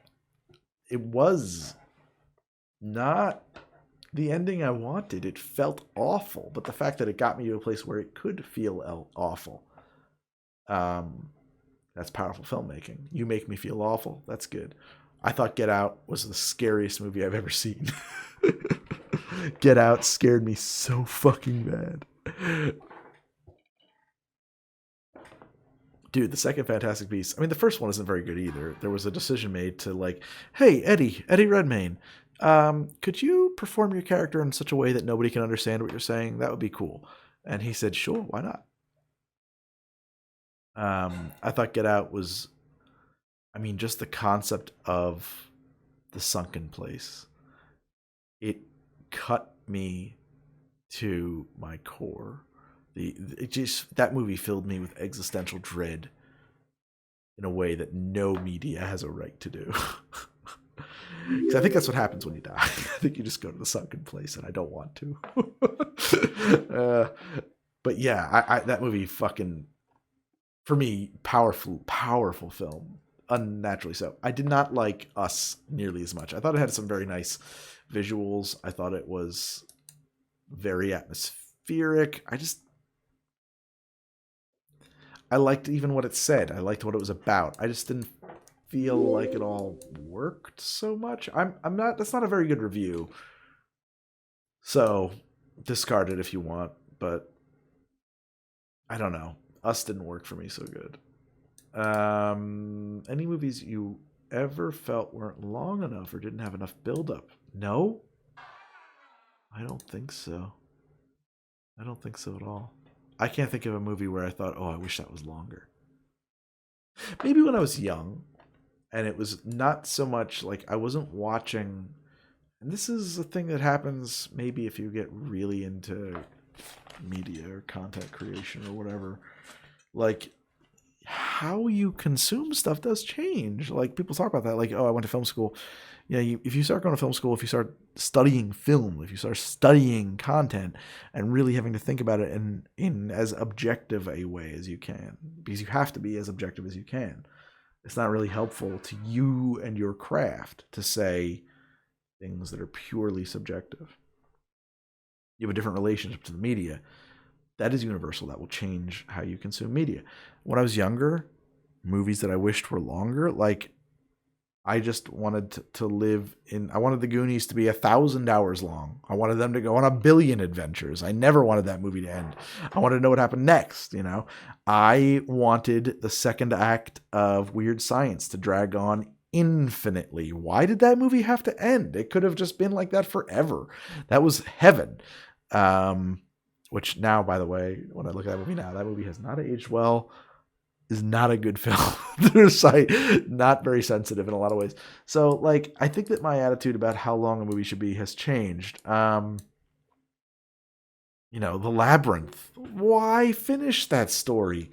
Just let it go forever. It was so great. That whole setting, the vibe, the everything about it. We could just tease that out and make it happen forever and ever and ever. And that's what TV does. And I kind of hate TV. I like limited series. I like stuff with a clearly defined ending that was planned out. But stuff that just is like designed to go forever. Ugh. David Bowie in tight pants and a cup. He's wearing athletic support eyes.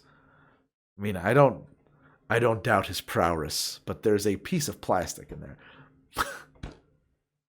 Rush Hour didn't age well. I haven't seen it. That bulge could go on forever. Well, it did. Never-ending Story. You know what's funny? I don't know that I've ever really seen the Never-ending Story. I don't know that I've seen the first one start to finish. Like, I know I've seen the second one a few times, but I was kind of lost because it's the second one. I saw it because it was always on Showtime or whatever. I don't know that I ever saw Never-ending Story. He was a fine-looking gent. He was, eyes. You have bad feelings about Labyrinth, too. Are they making a sequel? Yeah, it's not going to be good. The film. So it's funny. I read The Hobbit in middle school, and then I said, okay, let's move on to the next. I tried to read Lord of the Rings. It did not hold my interest. I feel bad about that. Maybe I should revisit it. So I watched the movies. I thought some of the effects didn't work. I thought that the movie was too long. I thought that... I don't know. It's weird. Like, do you watch that movie and say, like, do I buy this? Or do you watch that movie, like, do I buy this? Do I believe that these characters would speak and act and behave this way and that they would have these values? Does this resonate with my understanding of what humanity is? Or is that movie about something else and does it need to be judged by a different standard? Is that how fantasy should work? I don't know. I think it's ridiculous. I think it's a ridiculous movie. I think it's a total fucking cartoon. But maybe that's okay because of the context. I do have a friend, Mike, who was the guy who introduced me to Dungeons and Dragons. His response to those movies, which came out when we were in high school, maybe just after high school, he said, and he stands by this, Peter Jackson, this is based on the work of those films, Peter Jackson is a man who hates Lord of the Rings and made movies that make fun of Lord of the Rings. That was his attitude about those movies. Do I hold that opinion? No, I don't. I actually think those movies are a huge, ridiculous technical achievement. I can't say that I've seen the animated Lord of the Rings. I've tried to, but generally by the time it seems like a good idea to watch that, I've had a couple of drinks and I've got other things on my mind anyway, and I'm not really paying attention. So I can't say I've really watched the animated Lord of the Rings movie. I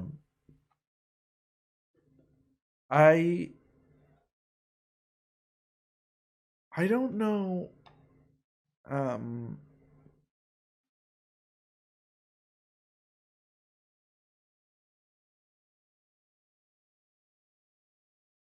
I don't know how to feel about those Lord of the Rings films. I know there's an extended cut that lengthens and embiggens them. I certainly don't think that's necessary. I thought that The Hobbit was objectively really horrible. I went and saw, maybe it was The Hobbit Part 2 or something. I saw one of them in the theater on a lark, and it was incredibly bad.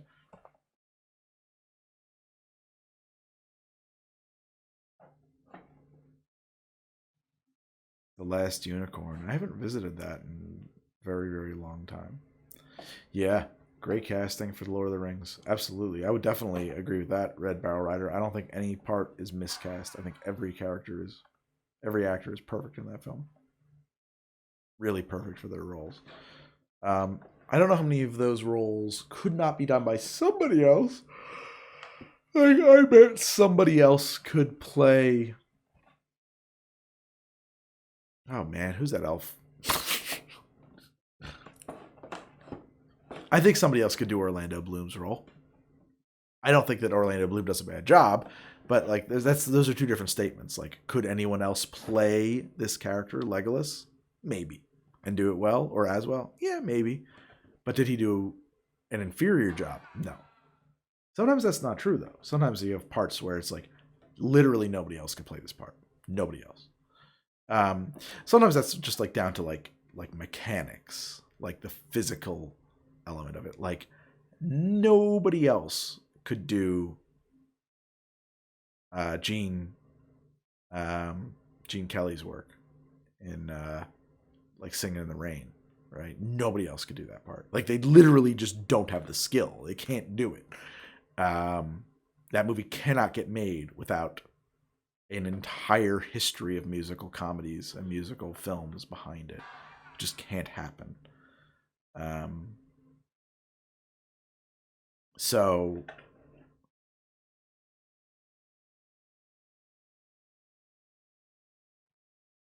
yeah, I would go with that. Sorvande. I don't think anybody else could play. I never thought about it. I would not think of Edward Scissorhands, but you're right. I don't think anybody else could do that part. Crispin Glover. No, I disagree. Crispin Glover could do that part. I'm sorry. Crispin Glover. At that time, Crispin Glover would have been your other casting choice, and I think would have been pretty okay. Oh, God. That new Joker movie. Oh, I got so close to turning that off like 10 times. What is that movie even about? What is that about? What is that fucking movie? I'm sorry. I'm just shitting all over it. It's like, what is it? What is that movie? What is that movie? Oh, man. I don't want to spoil it for anybody, but like, what is that movie? I've never seen Dead Man, but it wouldn't surprise me if they both worked on that, yeah. That's Jim Jarmusch. Yeah, it is an odd one. When I think of Crispin Glover indie flicks, I think of The River's Edge. You guys ever seen that one? I think it's one of Keanu Reeves' first roles too. It's a good movie.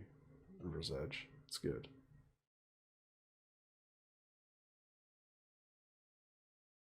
Oh, I'm exhausted, guys. I gotta go to bed.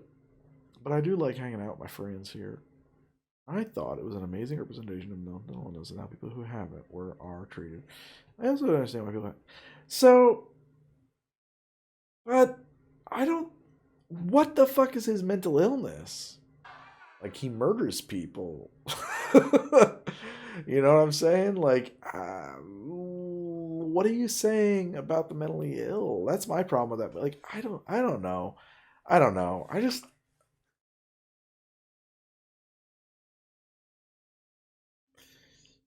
know he got that laughing thing.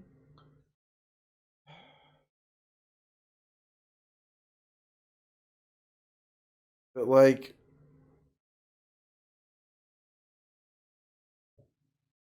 I thought the most compelling part about his character was that his mother lied to him about who his dad was. But he was so invested in that after finding out for like 5 minutes that his dad was Wayne, right? I'm sorry, I'm ruining the movie for people who haven't seen it. I don't know. And like, he had no suspicion that his mom was a kook.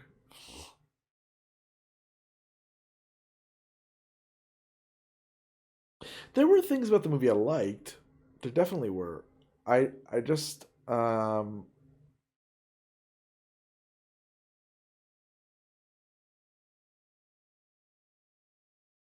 don't think it goes much deeper than he crazy. Yeah, I don't know. I don't know. It just didn't. No surprise. Like I don't know. It didn't do it for me. How a bad environment can make a dysfunctional person a murderer? Well, I don't disagree with that statement. I agree. I just don't think.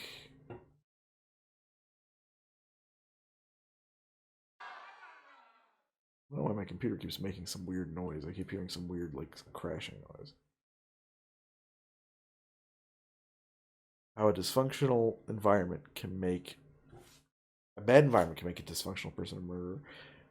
I don't disagree with that. I just think Taxi Driver did it better with a more ambiguous ending. You know? I guess that's it. And if you can't be great, why exist? Like in the world of art, like in a world of a film, like why would you choose to make the inferior product? Why should you be celebrated for making the? Because it really is Taxi Driver. It's just Taxi Driver through a lens darkly, or through I don't know.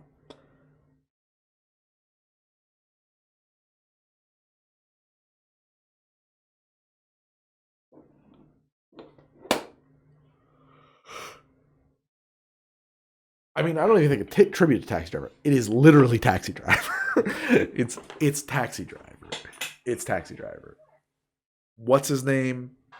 Like, it plays out in a slightly different way, but it's Taxi Driver. But what Taxi Driver does was it holds your hand a little bit less.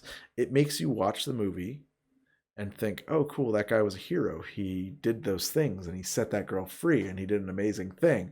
And then it makes you wake up 6 months later and think, wait a minute, that's an accident. That guy's a piece of shit. That guy's a fucking lunatic. He's a serial killer in waiting. And it's a coincidence that he did a single act that appears good. He was just as ready to kill any number of other people, right? Whereas Joker doesn't make you do any of that brain work, right? It doesn't come back on you later. It doesn't make you say, oh, wait a minute, I was kind of wrong about this. That guy isn't who I thought he was. It doesn't have that kind of two-tone ending. It doesn't make you feel one way and then think about it for a minute and feel a different way.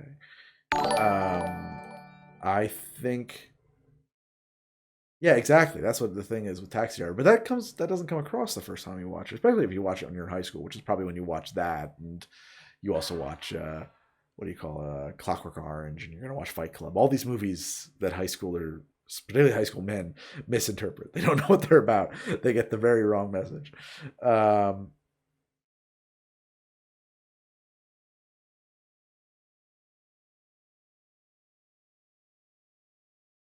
Yep, King Economy is in there as well.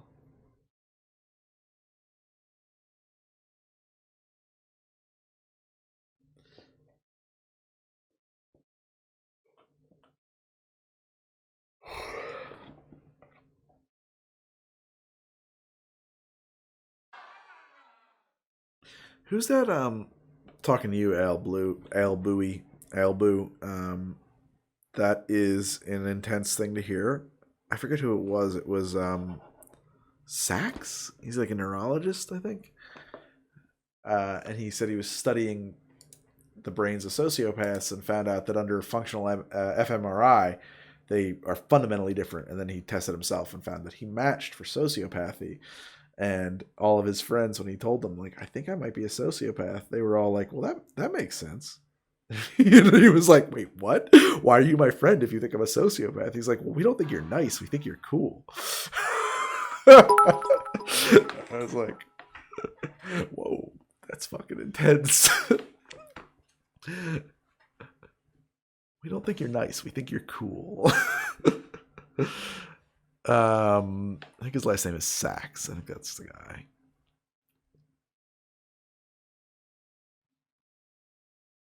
Hello there, Fifth Plix. And thank you to the bits, by the way. I saw that, but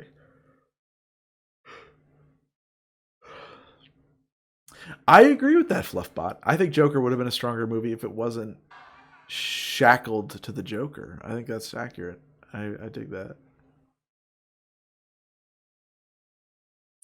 Sorvande, high functioning sociopathy is a weird beast. I would hazard a bet that every single person whose job is to be an authority, C Street executive, law enforcement, some kind of high functioning sociopath. I would wager that bet.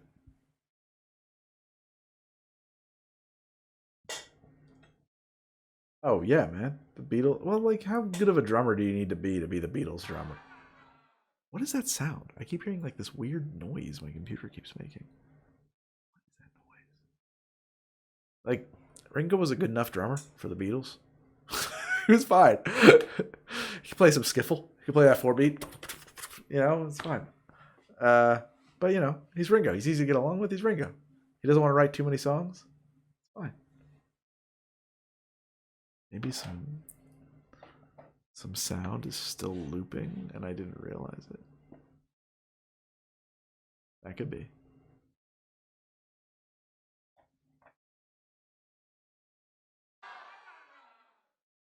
Oh yeah, it is. It's something looping on soundboard. That's really weird. Hang on, I can fix that. That's really weird. Why would that be? Damn it.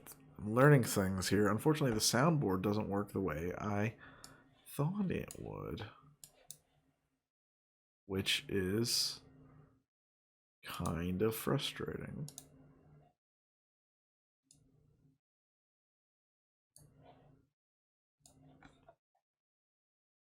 Dude, Whiplash was a good flick, man. Whiplash was pretty great. The weird screaming noise has been happening all stream. Great. Thanks. Thank you. I'm glad to hear that. That's fantastic news. This is just what I wanted to hear. So the issue is that something here in my soundboard software does not work as it is intended to. And that is terrible.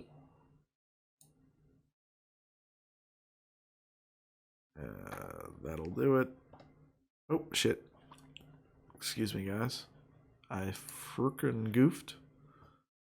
And I shouldn't have any more weird screaming noises coming out of the soundboard.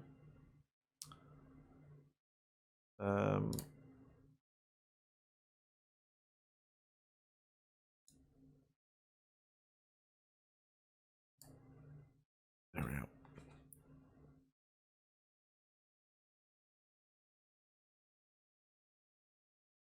Rose Red. I never saw Rose Red.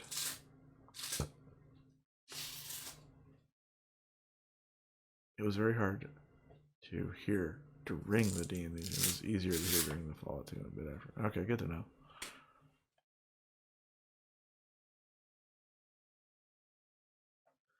Yeah, I mean, I'm not like the most mentally clean person myself.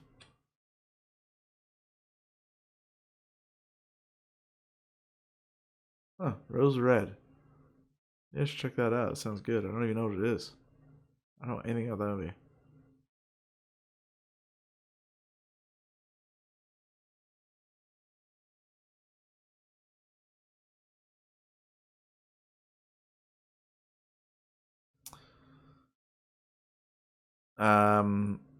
Horror movies don't tend to bother you, but the game Soma did. I didn't play the Soma, but I will say, I don't know why, but that show, not American Horror Story, the Haunting.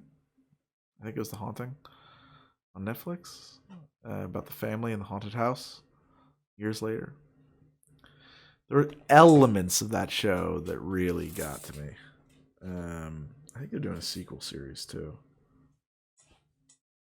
But that doesn't mean that, like... Do you think you'll do another movie watch party? Yes, I will, Fox. I'm going to do a lot more on Twitch. It's been... Yeah, I'm going to sleep real soon here. It's just been, like, a real hell of a couple of weeks because I've been moving to solo production of my YouTube series.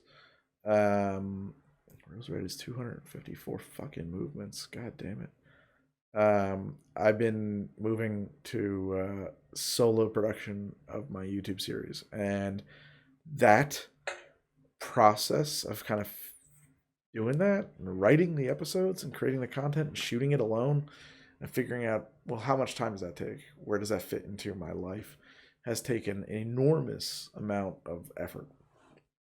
And so I hate to say it, but like realistically, between YouTube and Twitch, YouTube is still my first priority. So I just have not been on Twitch as much as I want to be.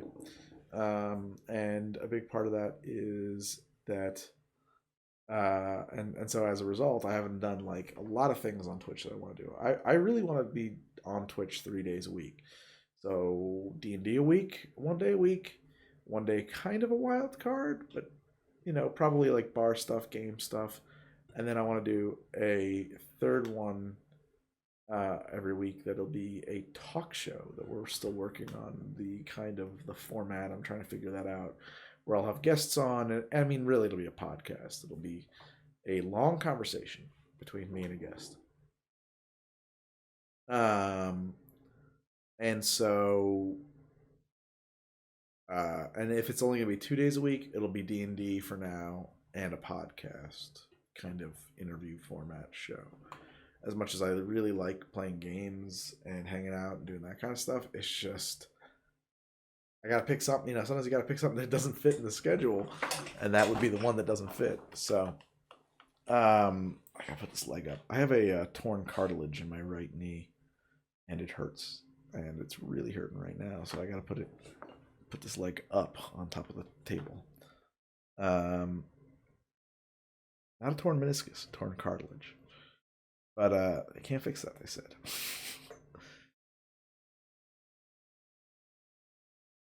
Do I enjoy doing HTD videos live or D&D videos live more? Oh my god, I'd much rather do D&D videos. I love doing HTD, but like, if you asked me when I was 15 years old, well, in a perfect world, what would you do for a living? The answer would be play Dungeons and Dragons, obviously. I don't why if you would pay me to do that, I would never do anything else. So yeah, I vastly prefer playing D&D. I'm playing D&D. It's like it is pretty close. Like there's a couple of things I put above it, but that's like really high on my list of things I like doing. Who would you be interviewing and podcasting with? Well, that's a great question. I have like sort of a wish list. But I think that probably we're going to have to, I don't know. It's how much of it is like interview and how much of it is podcast. Like you have to balance. They're two different things. And I'm kind of trying to like thread that needle, walk the line, and we'll do a little bit of both. So if it's just a podcast, then all I need are funny friends who I have rapport with, and we can shoot the shit, and it'll be fun. Like Ari Rubin from the game, and he's been on my show a couple times already, outside of the game. And if they've got a following of their own, so much the better. If it's an interview format, then ideally, these are guests who are of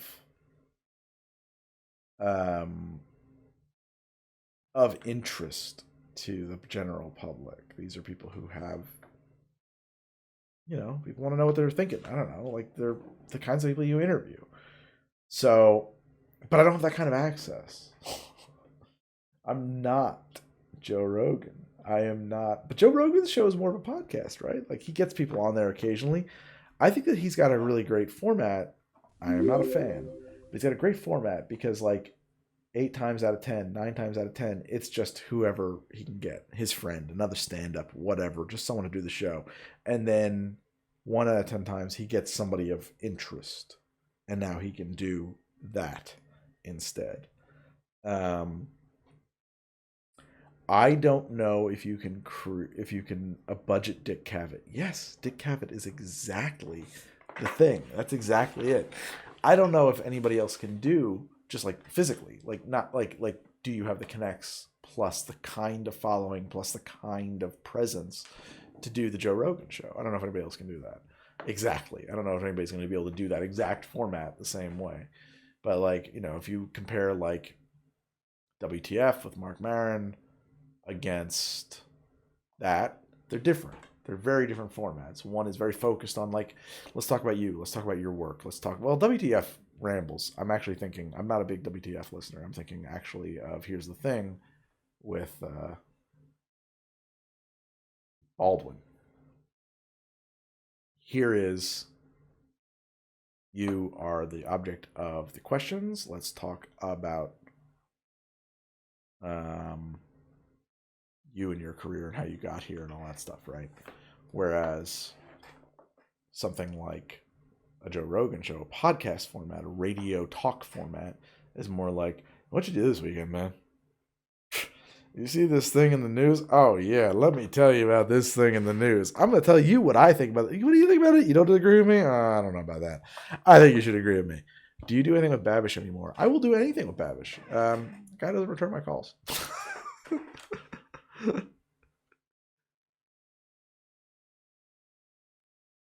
Oh, thank you, Fox. Fox Games. Sticking to my stream was cool. Lots of interviews and drinks. Thank you, thank you. I just thought it was a fun idea.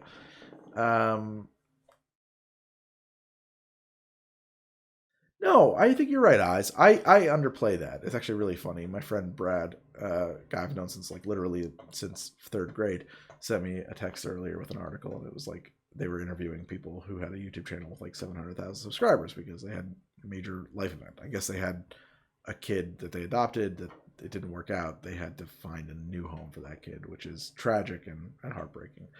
But he was like, they're talking about these people who have like, and I don't.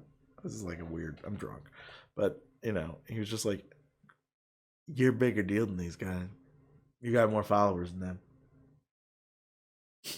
They're talking about them like they're a big fucking deal, but like you beat them by like, I'm like, yeah, but I don't feel. I don't know. It doesn't feel that way. It really doesn't. I'm closing in on 1 million. When I hit 1 million, I'll feel like, all right, I'm like in that middle range, but like it still feels like I said he doesn't return my call. I don't mean that like we had a falling out. He's just very busy. Like I think it's really hard to understand just how fucking busy a person can be. He's busy. He's really busy. And there is very little upside to him working with me. He does not need my bump. He doesn't need any help from me. He's doing just fine. So doing content with me is just more work. It's just more work that he doesn't need to do. It's just the facts. I know that's a shitty thing to say, but it's just like, it's just work. It's just more work. And he's done a lot of work and he doesn't need to. He could retire. You know what I mean? Like, why would he want to do more work? I don't blame him. It's a totally reasonable perspective. My show doesn't help him at all. It's only of benefit to me. So, it's true. I'd ask him, man. Elboo, listen. We've talked. We used to work together. We had the same agent. I have his cell phone. I text him. He doesn't get back to me. But I don't hold it against him because he's busy. It's just a fact. I get it. I'd probably be the same guy if I had like a couple of book deals in the works and shit. Yeah, he did have that, and he moved, and he's getting married. He's got a lot going on, man.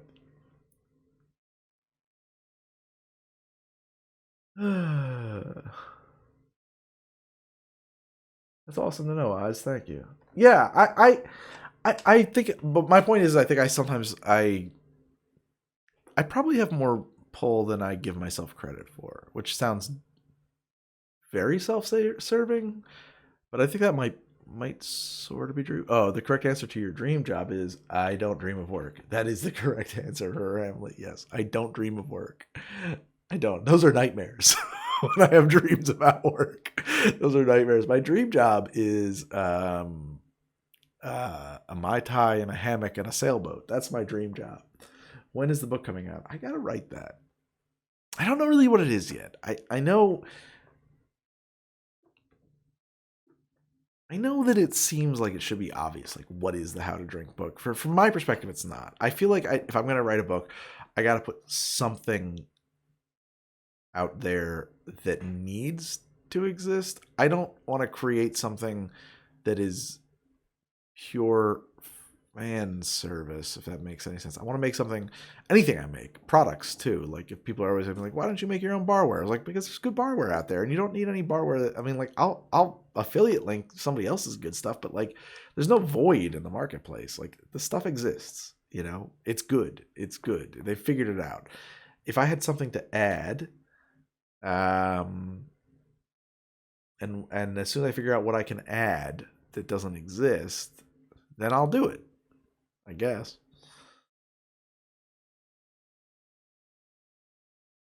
Greg bobbleheads. Yeah, we're starting to sell bobbleheads. We'll do some bobbleheads.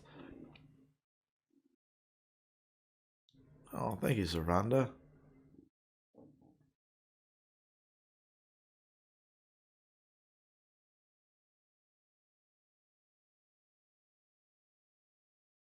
I like Ale Boo's idea for a Hot Ones and HTD. Wings and drinks. Man, I'm going to do Hot Wings in a minute. You have to understand, like, at this point on YouTube, landing a spot on Hot Ones is a bit like, oh, you're going to be on Oprah. Like, that's a big fucking deal. That's not, like, I don't have anything to bring to the table. What would he ask me about? I don't have a book out. Like if I had the book, actually putting a book out might help that kind of thing, because then you got to go on a book tour. You got to promote the book, right? Like, oh, so you have a YouTube channel? Nothing to talk about.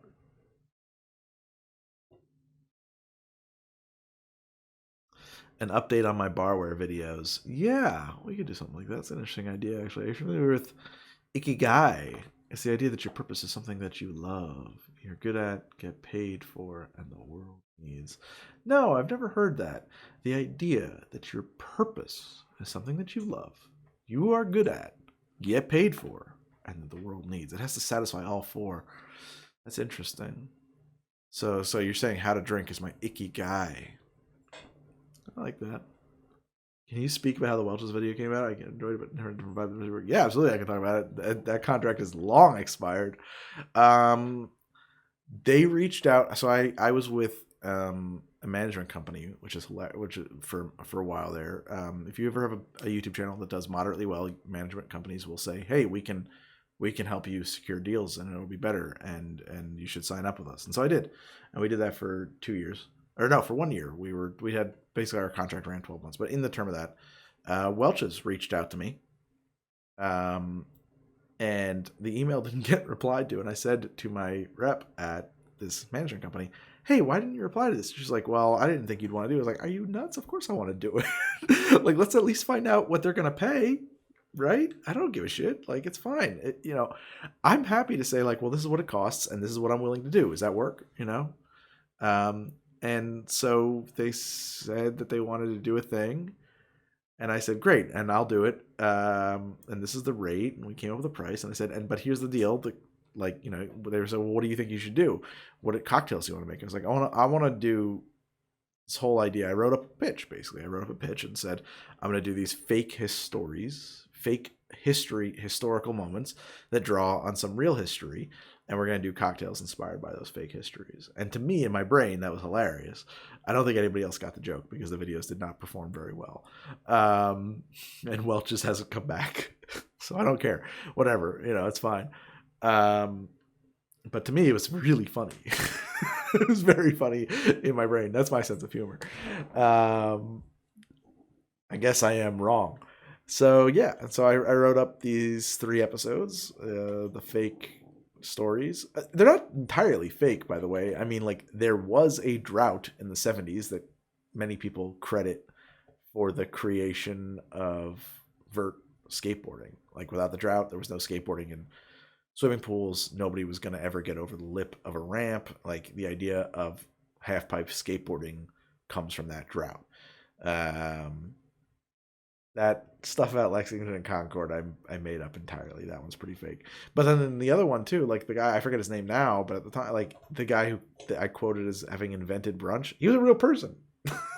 And he did invent brunch, supposedly. He wrote an essay about the need for a meal for the hungover between, but after when breakfast would be served before lunch, in like the 1700s. And then I made up the rest about him being like an obnoxious customer that had to be plied with a drink. So yeah, that's how that came about. And I wrote it up and I couldn't believe that they said, sure, let's do it. I was like, all right, great. Let's actually do that. That's fantastic. And that was it. I did it for money. That's why I did that. That's how it came about. Because I gave them a price and said, this is the crazy thing I'm going to do for your money. And then they said, okay. You guys know who, what's his name? God, Tim and Eric, Tim Heidecker. He directs actually a lot of commercials, those guys. As a duo, they do. And of course, their personalities, and of course, they're very funny, and they have a brand and all of this stuff. And apparently, I think it was like Stoli Vodka came to them. I don't know if it's them. I don't know how that deal works. Is it just the one, or are they really like 50-50? Anyway, said, we really want you to do a commercial for us. And he said, no, I don't want to do it. Really though, seriously, like we have the money. We just want anything you do will be great. I really don't want to do it. You really don't want me to do it. Please though, like anything you want to do, we're going to love. Because it's you. And finally he said, look, I think that you're idiots. Like, I don't want to, you should not give me your money because I'm only going to spend it in ways that will not help you. But I'm also not an idiot myself. So if you insist, okay. And the commercial that Tim and Eric made for Stolen Vodka is so bad. I mean, they couldn't use it. I mean, it's just like a weird YouTube curiosity. But yeah, I mean, like, I got nothing against Welch's, but why did we do that? Well, because they satisfied all of my needs for working with them. Is that too honest? I mean, that's too honest. It's too real. If you think about like Alec Baldwin, I think it was Alec Baldwin in an interview in the director's studio, or no, inside the actor's studio with James Lipton. And he said something about like, you've had this career where you seem to fail up. You have these movies that are fantastic, and then you make something that is absolutely terrible. And then you make something that is fantastic, and then you make something that is absolutely terrible. Why? Why do you do that? People want to know. Why would you make this movie? And Alec Baldwin had this expression. He said, you know, actors are people with jobs, working people. A lot like a plumber.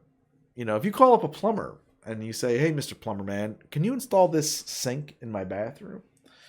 Do you think the plumber's ever going to look at that sink and look at that bathroom and say, you know, artistically, I don't think this sink should go in this bathroom. And frankly, if this is the way you want to go, I got to go. I'm going to have to walk. You could find somebody else to do this. Like, he didn't have another job. That's why he did it. It's work. It's a gig, man. And I personally find that honesty really, really refreshing. But maybe, I don't know, maybe I'm unique. Maybe not everybody else wants all that honesty. Anyway, that's how the Welch's thing happened. I told them what I would need to be true for the job to happen. I even explained to them, hey, you guys know that Welch's was put together as a way to avoid drinking alcohol. And all I talk about is alcohol. Like I told them all the reasons they shouldn't work with me. And they still said, oh yeah, that's fine, let's just do it. I was like, okay.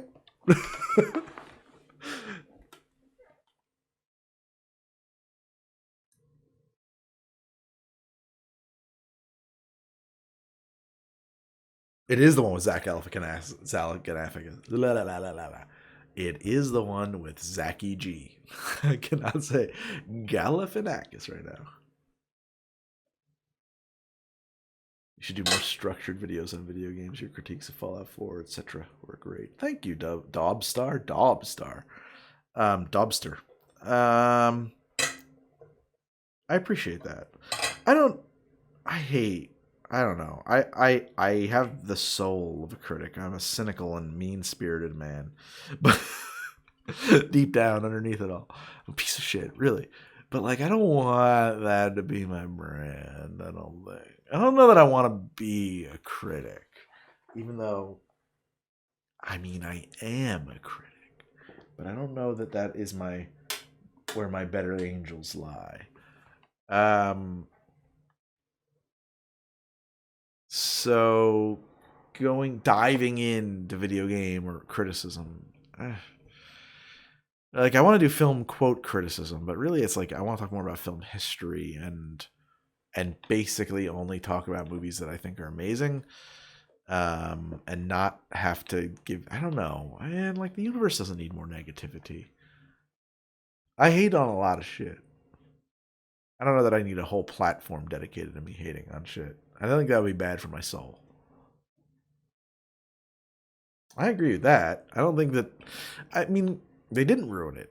Bethesda has made a very extremely successful platform out of the Fallout games, right? But they did ruin it for me, and maybe a few of you. But like for what I want out of a video game, it's not that anymore. But then I don't know that anybody's really making video games that are the video games that I want. Cuphead is about it. Like I just had to accept the fact that I am an outlier as far as media consumption goes, and I have a very, very narrow and specific taste anymore that I didn't used to have. I didn't used to. And maybe I'm cynical. Yeah, that's fair. And that people they don't make stuff for me, and it's not bad. It's not wrong. Like they would be dumb to make stuff for me. I am probably the smallest part of your audience. Your potential audience would be satisfying Greg.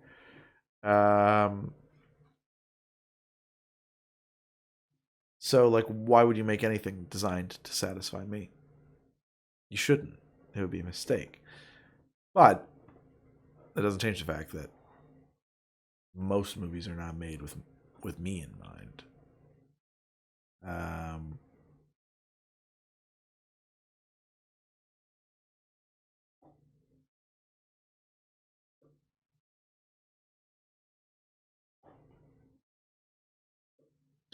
That might be true, Zvoran. They might be good games, but not Fallout games as the creator's setting was originally laid out. That might be true. I can buy that. I can't get over the fact that they still say Fallout, right? Like, it's still... always me. Fallout 4, man. That didn't feel like Fallout at all. At all.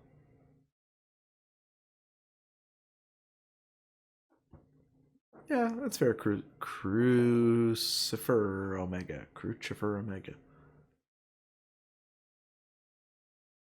A lot of media criticism boils down to, why didn't you make the media I wanted? Yeah, it does. A lot of it does. It's. I think that. So I used to. I mean, I literally wrote film reviews for a hot minute. I didn't write that many, but I wrote a few. For a magazine, and it's funny how when you like set out to review something, you think like, I'm gonna be so snarky, I'm gonna be so funny, I'm gonna tear this shit apart. But then you have to actually write an essay about it. And it's like, oh, you have to justify yourself, and suddenly it was like, oh, as soon as I try to put on my objectivity hat, my whole approach here changed, and all I can really do is talk about the good things. I can point out well, this doesn't really work for me, but that might not be a universal truth. For me, for my tastes, I don't like the way this is. But for the most part, like, you tend to just review what's good about a thing. Or at least I did. And it's not because I'm a nice person, because I'm not. I'm really not. It's just because, like, you actually have to write words, and those words have to back up what you're saying. And anything else is, like, a lot of what you're saying is, oh, that's an opinion. That's an opinion. There's no way to justify that other than, like, that's how I think. This is garbage. And I think that, honestly, if you read most film reviews, particularly the ones from names that you would recognize that have staying power, they are written from a somewhat objective standpoint, and they try to focus on those things. So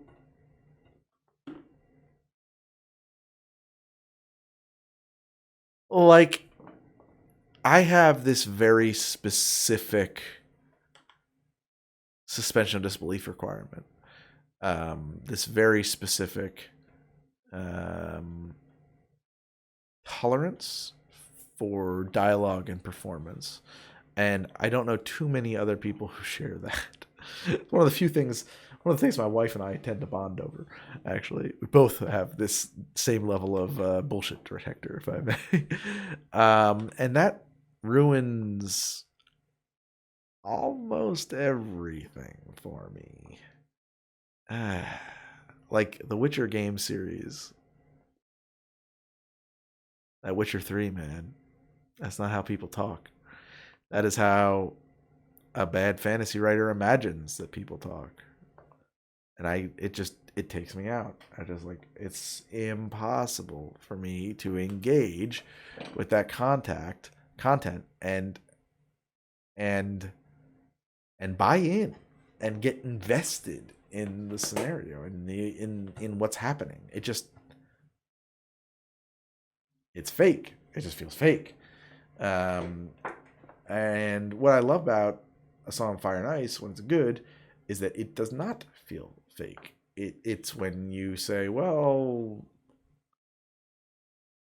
you can add things up and say, like, hey, man, this isn't going to go well. Oh, it didn't go well. The writer's not picking favorites. The writer isn't...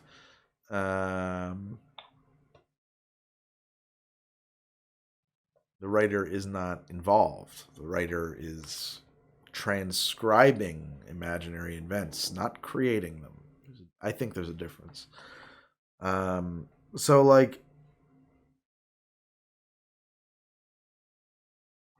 the kind of fantasy shtick that I saw in The Witcher 3 really didn't click for me.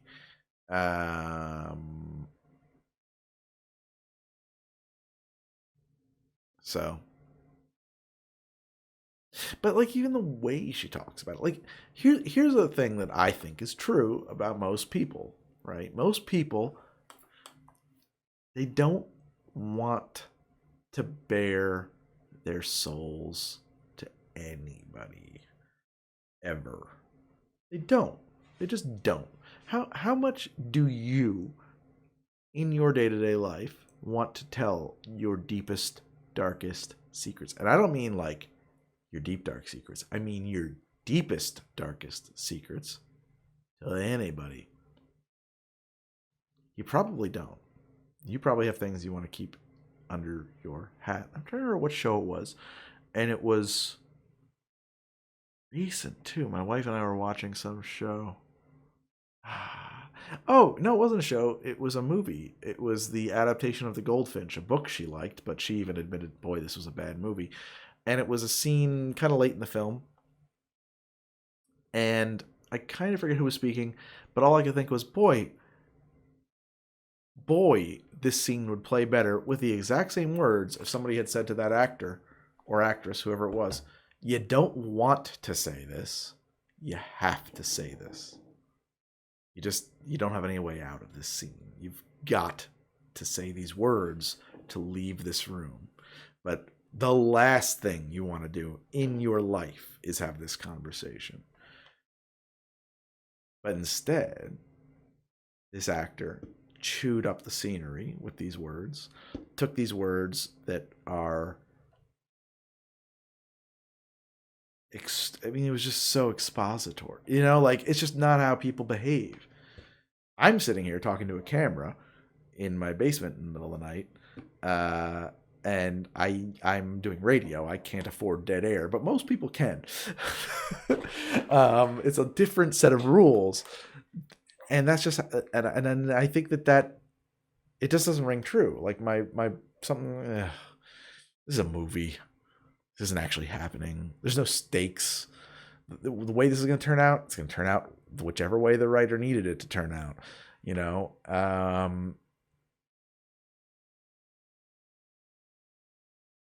It just sort of takes me out, and I don't know that, and I think I know that actually, a lot of other people, most other people, don't feel that way. But for whatever reason, I don't know why. I mean, I could self-analyze, but that would be a whole other thing.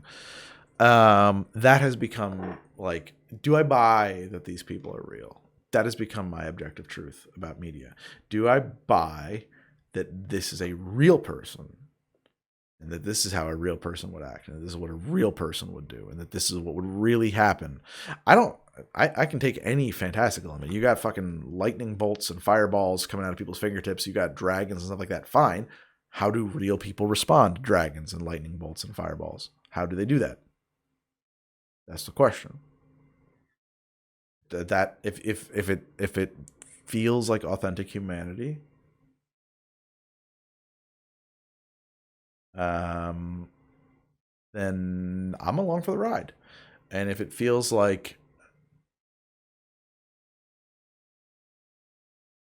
what is this? I don't know. If it feels like fan fiction, then I'm out. Typically.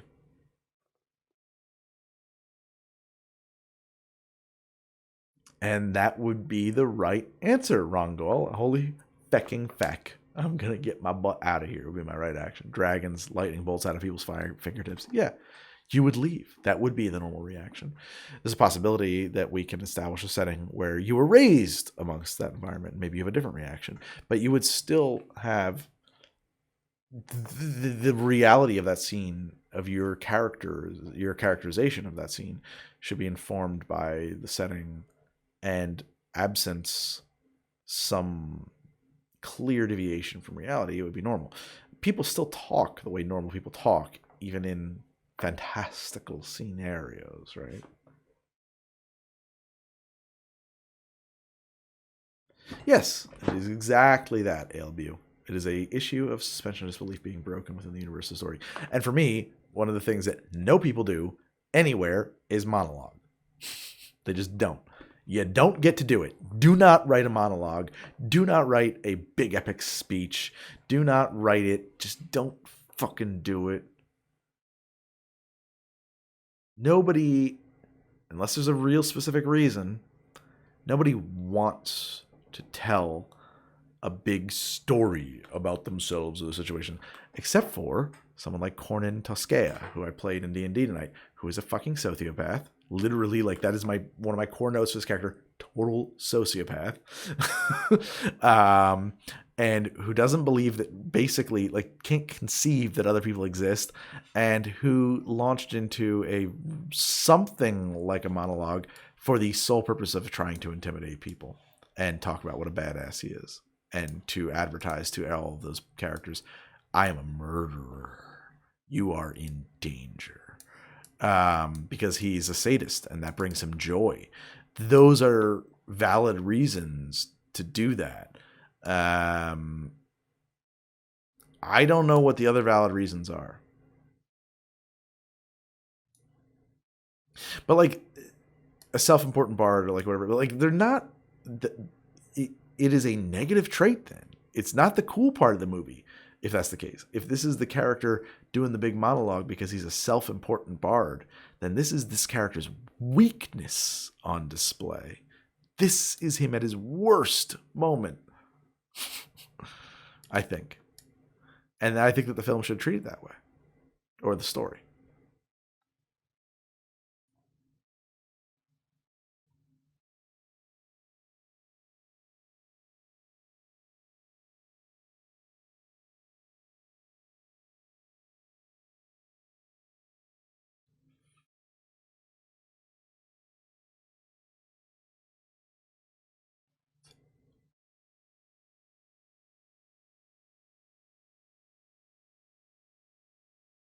Interior monologue. I don't know.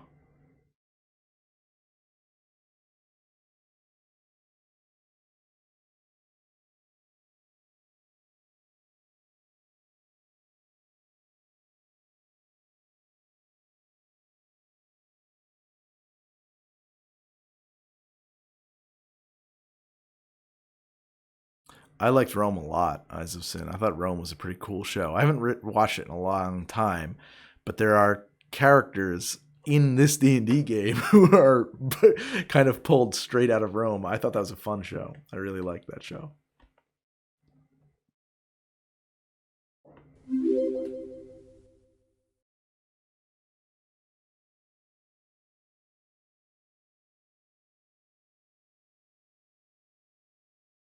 Could be a cultural norm for people to talk a different way. I agree with that. It could be. There could be a culture built around that. But that would be an alien culture. That would be a culture that is, I would say, outside of our normal experience, as far as I know. I don't know if there actually are monologue cultures, right, that exist organically. I think that there are kind of ersatz monologue cultures that are happening basically because people tend to imitate the media that they consume, and so that's how they want to behave and be perceived, and so they life mirrors art, but that's a separate issue. And I think that if it is that way, then it should be played that way, as being apart from the norm, an alien set of values. Like, if you ever played Vampire the Masquerade, if you play a Sabbat character, you may have the opportunity to get your character off or play a character who is not on the quote path of humanity. This is a completely you everything about what you consider to be normal is subverted by abandoning the path of humanity. You know, if you are on the path of power and inner voice, for example, or the path of kings, right? The path of kings. Self preservation is not a motivation of yours. It's just not. Lordship is your motivation. That replaces your base self-motivation of self-preservation, right? The idea of a connection to others, friendship. That literally, I mean, it's not like, oh, I have chosen to eschew that. Like, no. It literally does not connect with me. My goals are this other thing, this alien thing. You know, you could pick anything. The most important thing for me as a creature from the 7th planet orbiting Cremular is to eat plastic. I don't need to drink water. I don't need to go to the bathroom or to sleep. The only thing that's important to me is eating plastic. Do you have plastic? I will fucking kill you to eat your plastic.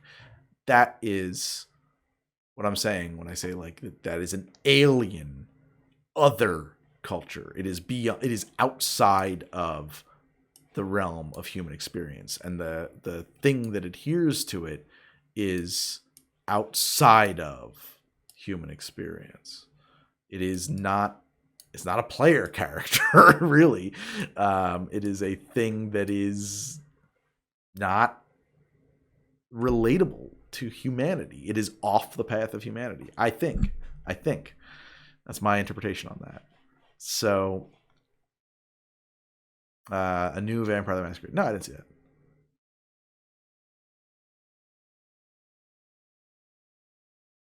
Did I watch Band of Brothers? You know what? I tried. I watched like the first episode, but I didn't hook me. I watched The Pacific. I like The Pacific. But I don't know if I would like it now. I don't know. I like a real I've like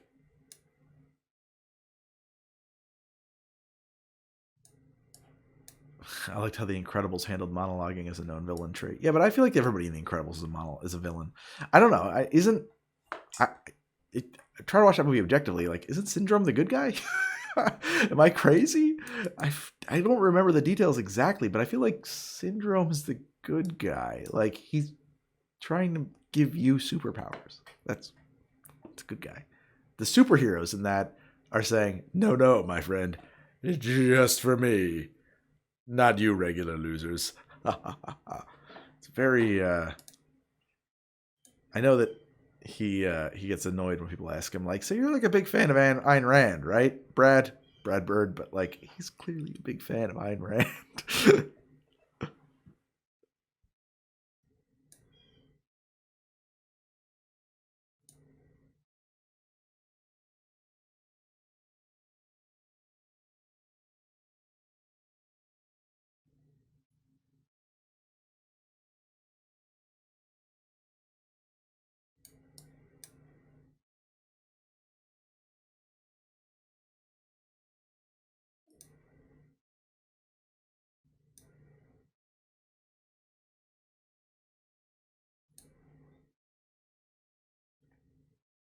Yeah, it was, but I don't think the money thing was like a major factor of like the nefariousness. The nefariousness was when everyone's super, no one will be, because like he was going to make it a mass consumer product, like as affordable as a cell phone. Like basically, people will have these things. This will become commonplace, and you will be irrelevant.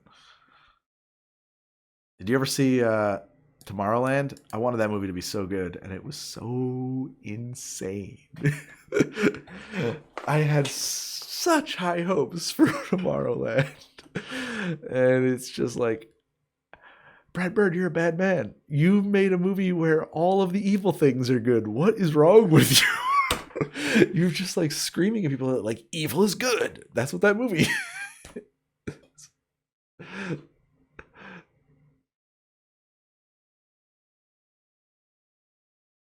I don't really specifically remember why did I have high hopes for that movie, because I like the idea. I like the idea. I'm a Disney parks nerd. I thought that Tomorrowland was a cool concept. I had high hopes. I don't know. I thought it was exciting. I liked I thought the aesthetic would be fun. I thought a lot of things about it could be cool. But man.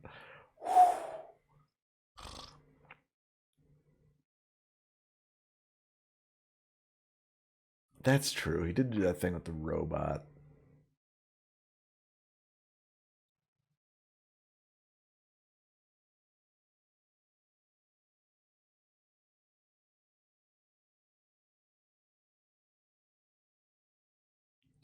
Jesus, Mac Jesus. Brad Bird, send Brad Bird a bill, man. Fuck. Yeah, he killed some people.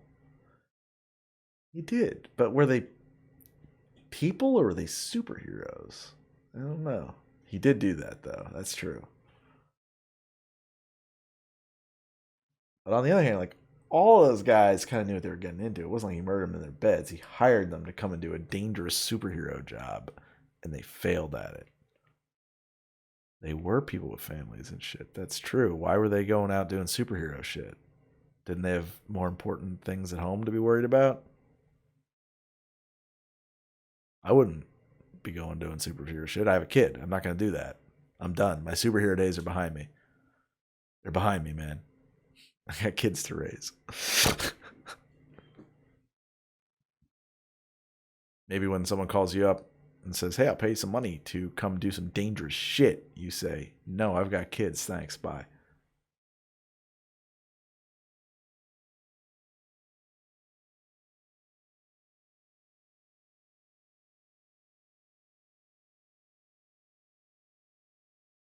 I love how it paints supers as second-class citizens when they're presenting themselves. Oh yeah, Mac Jesus, I'm with you there. Yeah, exactly. Like, if only society would let us be as great as we truly are. Like, what the? Some real fucking Fountainhead shit, man. Oh, he was. He was a whiny kid fanboy who took it too far. No question. I just.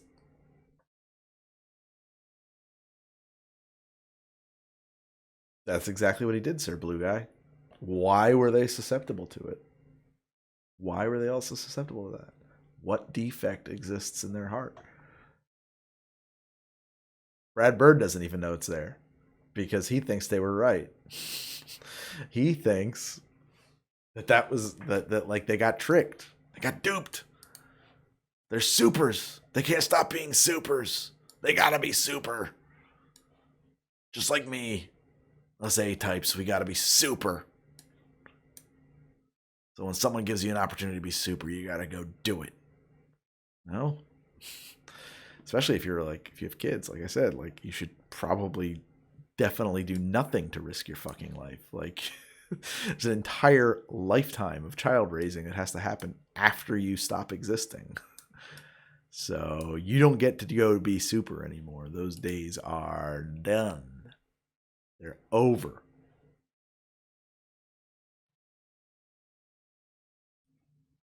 Yeah, but like a desire to help people is despite personal risk. I have not seen Idiocracy, actually. I've never seen it. A desire to help people. Like, what do you mean desire to help people? He didn't want to help. None of those people wanted to help people. You know, a crazy super. They said that, right? But like some supervillain called them up or superhero called them up and said, "Hey, listen, I need you to come out here and work on a secret project against this secret robot.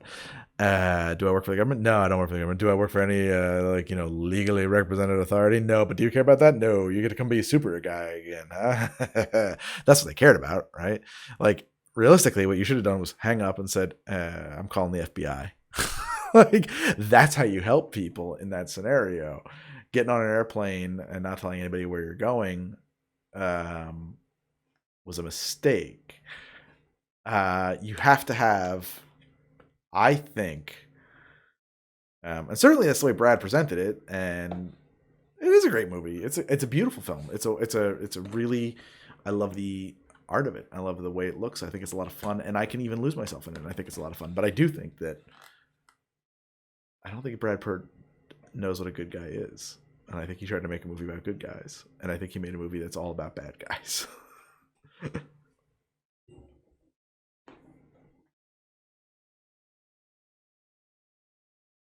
I think Brad Bird's a bad man who thinks that bad things are good.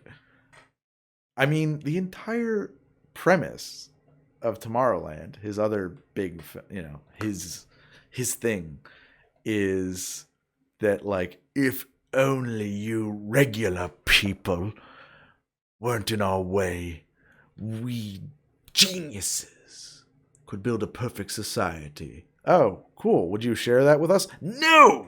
You're regular people. It's for us. Fuck you. That's the entire premise of that movie. Like, what? That's insane. That is crazy.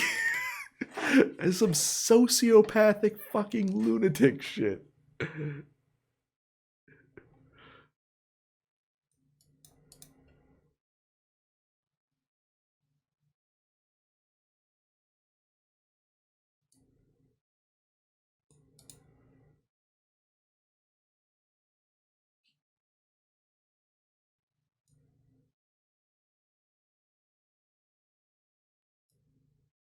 Brad Bird playing Bioshock.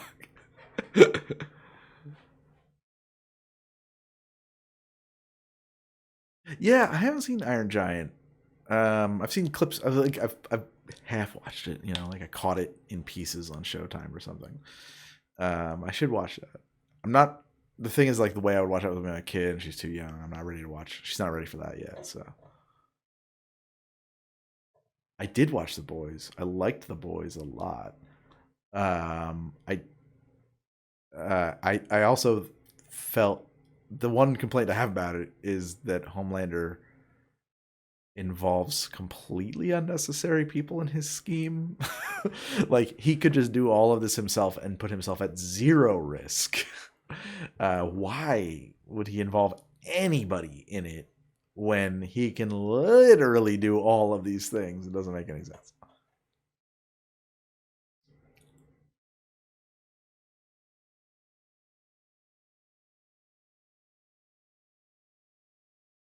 I don't know. I couldn't answer the question with the Iron Giant. It's a good question.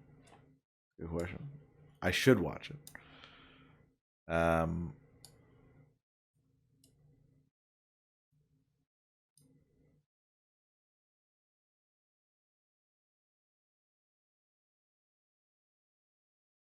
Mothman.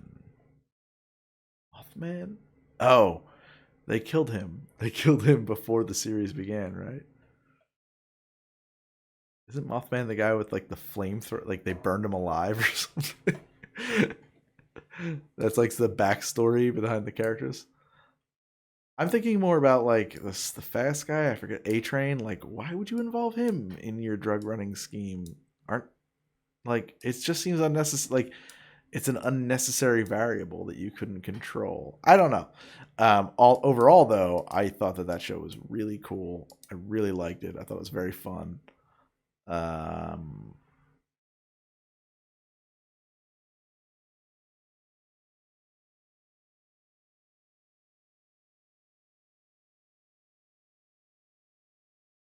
The Homelander trope of Superman has to have a weakness, and based on what the boys shows us, it has to be significant enough that involving others.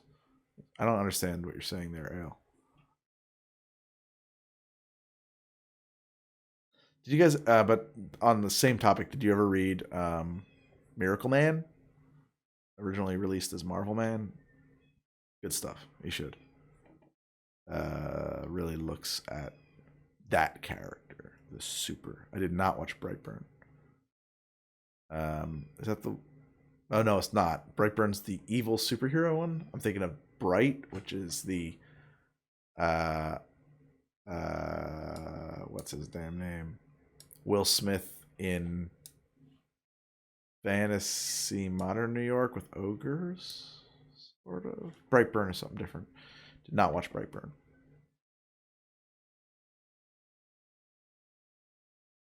Excuse me, Moth Person. Moth Person. Thank you.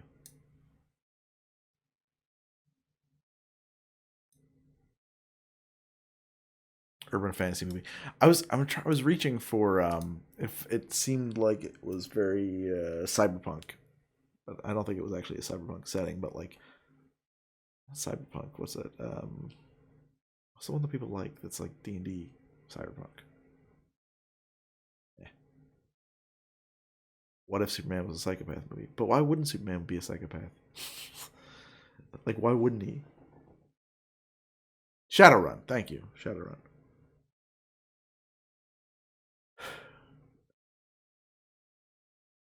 I'm not a big DC fan, but I did enjoy Kingdom Come. I liked that.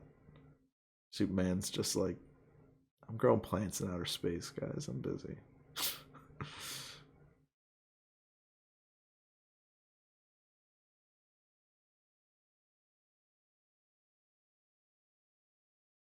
You want to be a moth lady?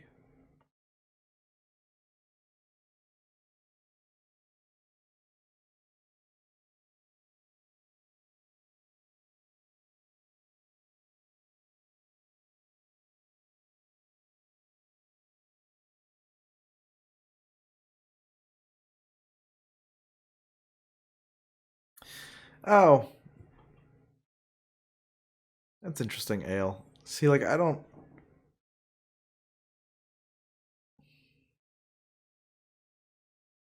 Yeah, I guess that's true. I didn't really think about, like, oh, his weakness. I just. I just think he's an example of power. That's what power is. Do what it want. Power is corruption, right? That's me. I have authority over another. I have infinite authority over infinite others because I am Homelander. I can do whatever the fuck I want. I am the embodiment of what you would call corruption.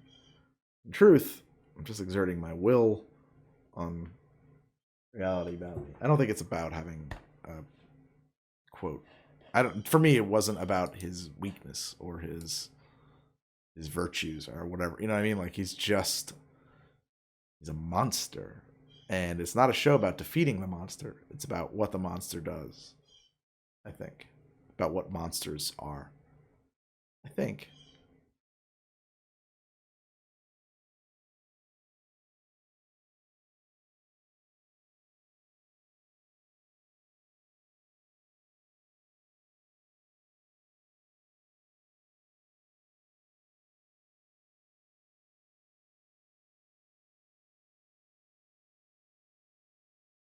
I hope not. I hope they don't do anything to humanitize them or personify them. I hope that, like in season 2, it's just more naked, wrathful sociopathy. But we'll see. If I would prefer that they do nothing to make him human, just leave him being an absolute a vacant space where a person might have otherwise stood, a monster.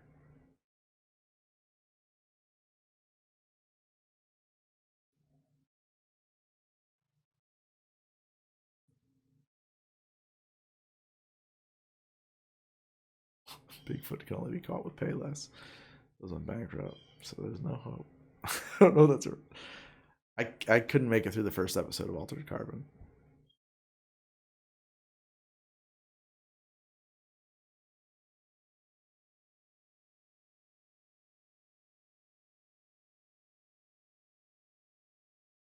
We'll see. I don't know. They're doing another season, so I guess we'll wait to find out. It's so late, guys. I really need to go to sleep.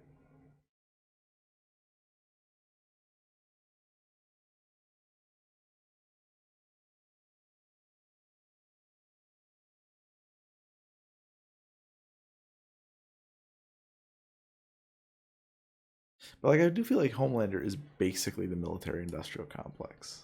Like that's what he's a stand-in for in the show. Like I'm out here making villains, so I've got a job to do.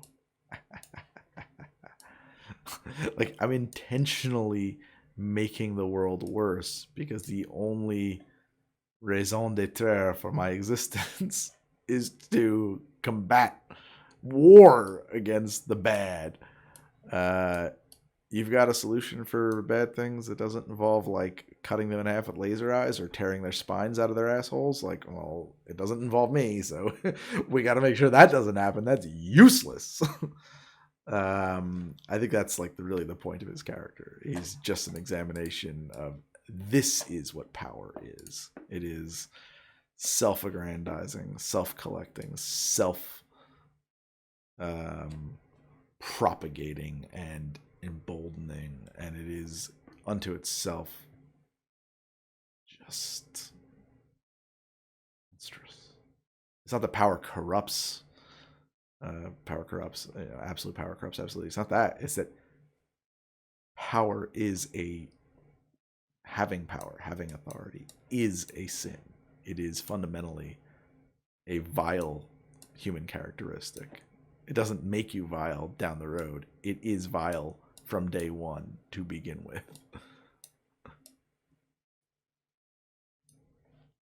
I think that's what it's about. I don't know. That's what I got out of it.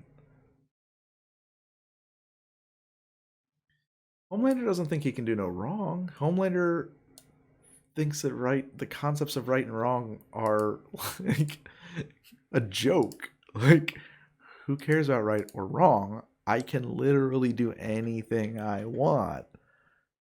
I can do anything I want. If there were a god, I'd kill him. I can do anything I want. The idea of like justifying your actions, I don't do that. If you ask me to, I'll rip your face off. Like I am an infinite, unstoppable power. You want to talk about right or wrong, whatever. It's just a boring conversation to me. I don't get it. It doesn't affect me. I'm not a human. I am nothing like you. I think that's, I mean, like, does he personify like American exceptionalism? No. Maybe actually. But like in an indirect way. Like, not, I don't think that like specifically, but yeah, I guess I could see that.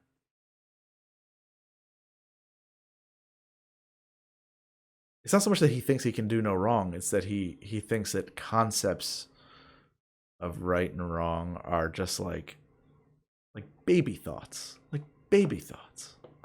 Just like, okay. I don't know what that is.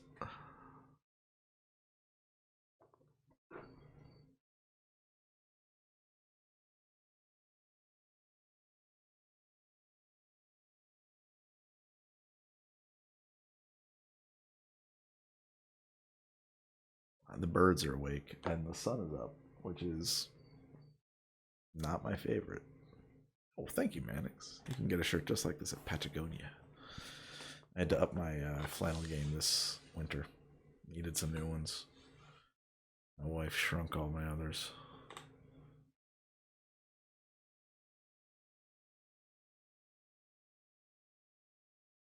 His confrontation with mortality, particularly at the end of his probably long life, could be nasty to it. Yeah, I guess. I think that a lot of high risk sociopaths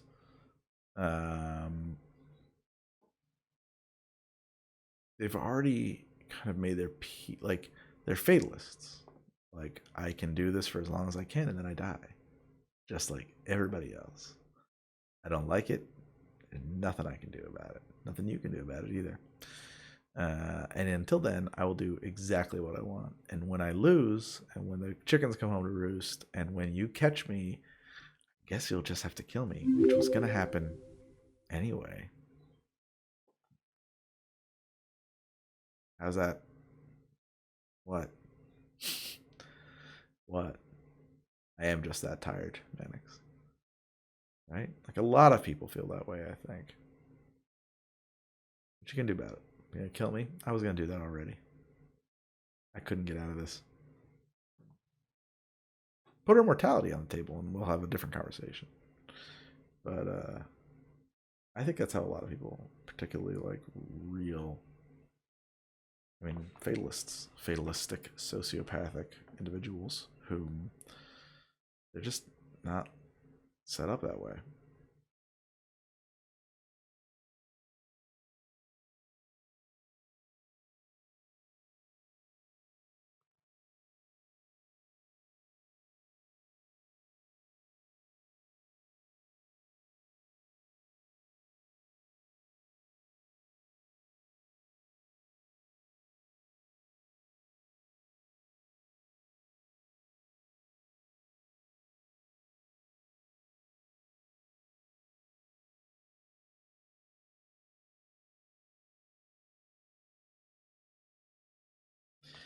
That's the mindset of somebody who's going to run a Ponzi scheme. Right? Like, that's the mindset of somebody who's, they don't think that they can't get caught. They just don't care that they will. They think that, you know, life isn't that interesting anyway. And it is temporary anyway. And what is the difference between you catching me and doing something about it and you catching me and not doing something about it? The difference is that I'm doing what I want in the meantime. I'm doing what you want in the meantime on the other scenario. Fuck that. I really think that is how a lot of these people, like Bernie Madoff, operate. It's not because they don't know right from wrong. It's because they do not care. They just don't care. They are, and maybe rightly, beyond our embarrassing concepts of morality. It just doesn't matter. It really doesn't. Like, doesn't matter. Doesn't matter. You don't matter. You specifically do not matter in this cosmos. I matter because I am me. You are not me. I really think that's how it is.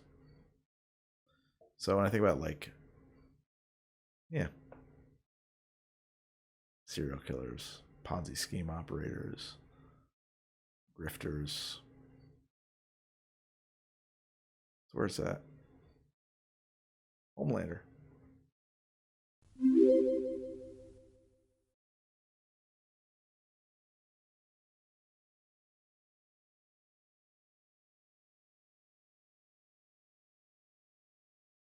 Do we apply our concepts of morality to the mass farm chickens we raise? Why should they apply their concepts to us?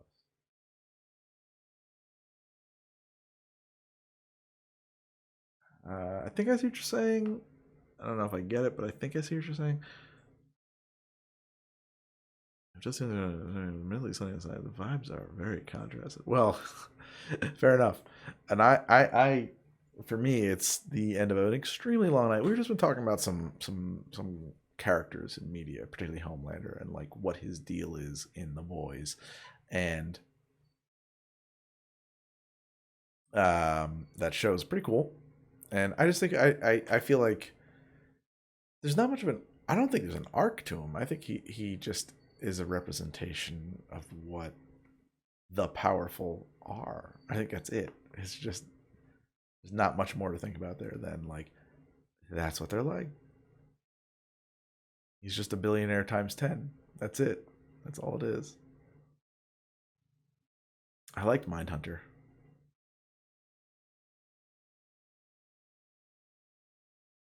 Do I agree with the USS Israel incident? I don't even know what you're asking me. Feels like a trap of a question. Do you watch Mindhunter?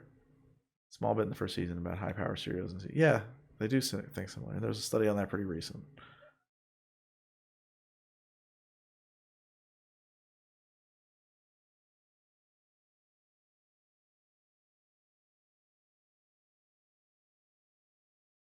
Sophisticated drunks. I like that BBQ sandwich.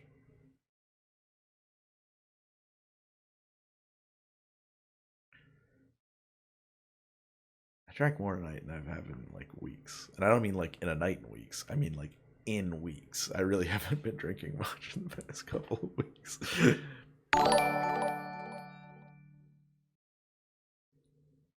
And thanks for subscribing, Sandwich.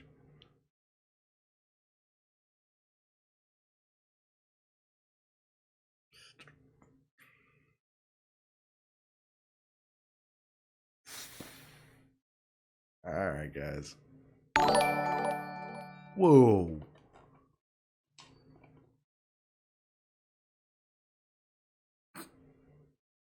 Sandwich. What the fuck?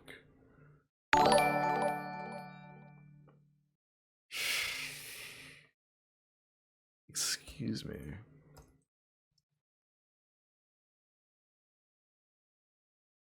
Let me. I shall do what I can here. 1 minute.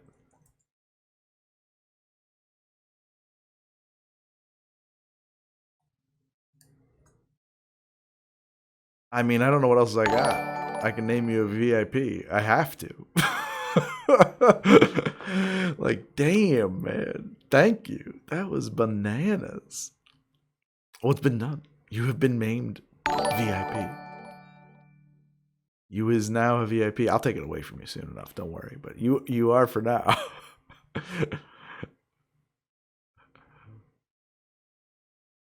Jeez, man. Well, thank you.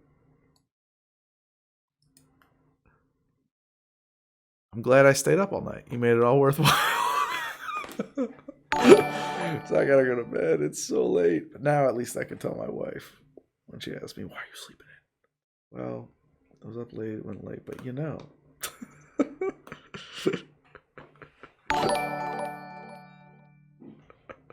Indeed. Cheers to barbecue sandwich, man. Jeez. Thank you. I have an empty glass here. That's bad luck. This had so much more whiskey in it when tonight began. I drank so much. Thank you, barbecue.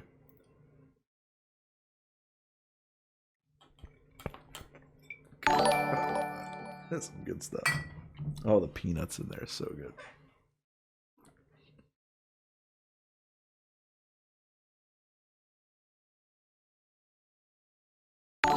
Oh, Barry, what was the question? I missed it. I'm sorry, Barry. Should Palestine remain independent or not? I think so. I think so, yeah. If that's what's best for them, I think so. I don't know. If there's another solution that preserves the people's theirs ability to live and pursue their interests in dignity and in health and safety, then I guess that could be considered. But it seems like maybe not. But I don't know. Why did you have to do that? Why do you have to talk about that on my stream?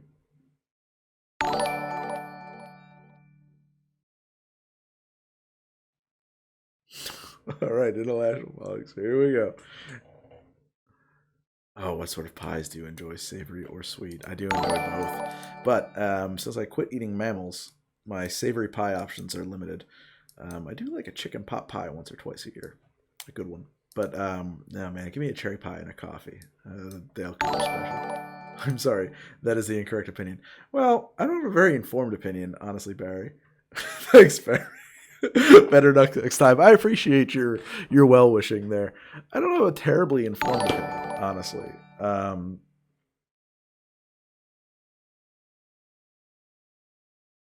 But you know, I think that all people everywhere should have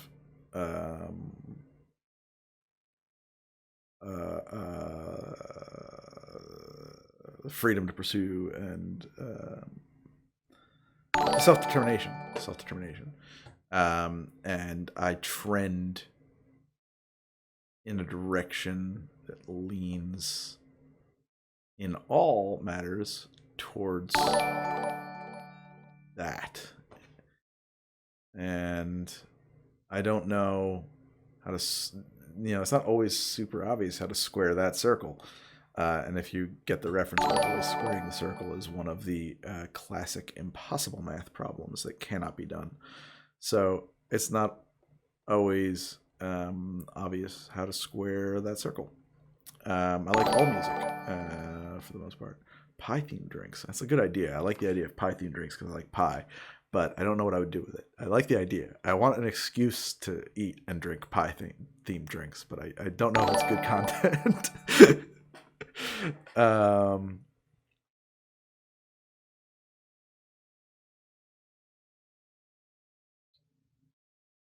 So I don't know. I don't know.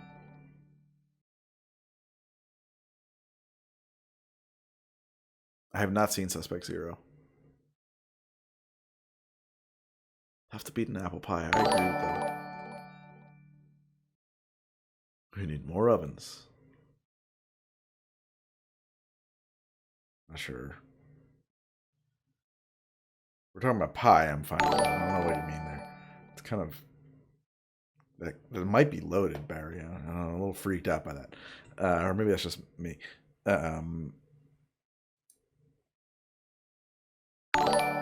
So, but yeah, I don't know. I don't know. Did you like it, Panda Smasher? I hope you did.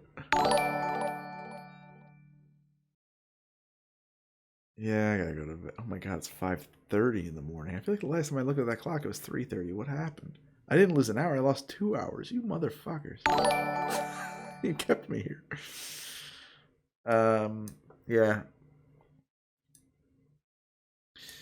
Look, I think that the goal, I don't care what you believe, right? I think that the goal, how you think we get there is different, but the good thing to believe in, to strive for, is to arc towards in the direction of a life free of an egalitarian life without hierarchy. That is the long future science fiction thing, right? How you think you might best drive in that direction, we can differ on. But I think barbecue sandwich, what? He's a monster. Oh my god. Jesus Christ. But I think that, how that's the good thing. And how we best steer our ship in that direction we can disagree on. But that's basically what I try to how I form my socioeconomic and political opinions, is what best takes us, even if it's in a baby step, in that direction. And in 1,000 years, maybe we're something there. What is your geopolitical stance on pie? And do you believe the pie is good for our current environment? What are your moral stances on taking a pie to the face? And what a full face of pie symbolizes in today's ever-turning society full of various fruits, both raw and uncooked. Eyes of Sin, thank you for the question. This is a great question. I'm going to take this question obviously in several parts. One, my geopolitical stance on pie. Geopolitically, I believe that pie is universal. All cultures have pie, whether they be savory or sweet. They all have something like a pie.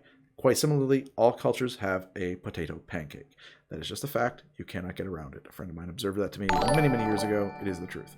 However, how does the pie relate to our current economic environment? Well, the pie is wasteful, frankly. The pie is, if I'm really blunt and trend towards eco danger, the pie is a gross, oversaturated consumption of calories that it's beyond what the planet can sustain for an individual. Okay, however, I'm in favor of pie. I believe that life must be worth living, and that pie is one of the things that makes life worth living. As far as the economy goes, a pie. Let's talk about apple pie. Apple pie would support so many various sectors of agriculture. You must have sugar, you must have flour, you must have eggs, you must have the apples, of course, and then let's not forget the fact that you must ship those products, and then you must cook those things. So we will have some fuel source. We must have something to cook them in. The pan must be made. So the very inefficiencies of something like a pie are good for the economy, or at least at the bottom of the economy. Are they good for the economy in abstract, where the economy strives for efficiency? No. But for the actual people who are attached to that economy, you, me, and everyone else, yes, the pie is a good, neutral good. What are my moral stances on taking a pie to the face? I believe it is a moral imperative to take a pie to the face, and that more people should, throw pies in faces. And what would a full face of pie symbolize in today's ever-turning society, full of various fruits, both raw and uncooked? I hoped that by the time I got to the end of this, I would have an answer for that question, but I do not. I don't. I don't know what it symbolizes. I don't know that it symbolizes anything. I think that a pie in the face can just be a pie in the face. It can just be that. And that is a moral imperative good in its own right.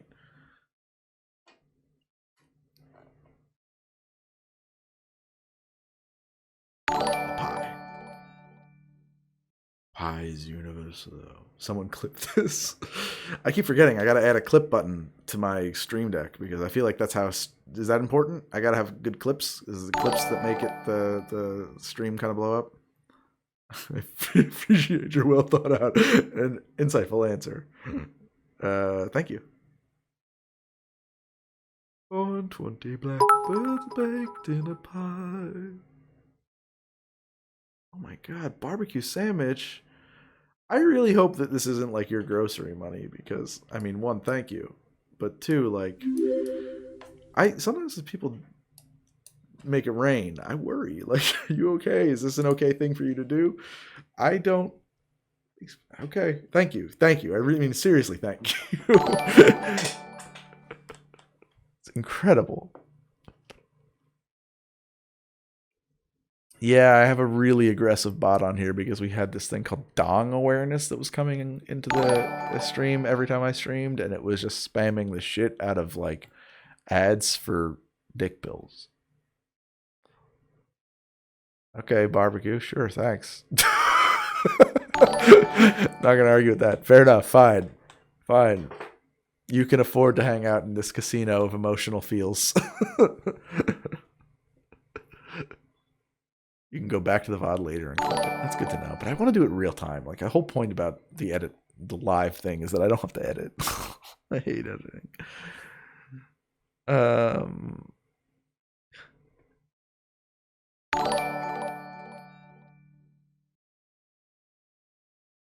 Crucifer, Omega, yikes, there's some serious cringe in this chat.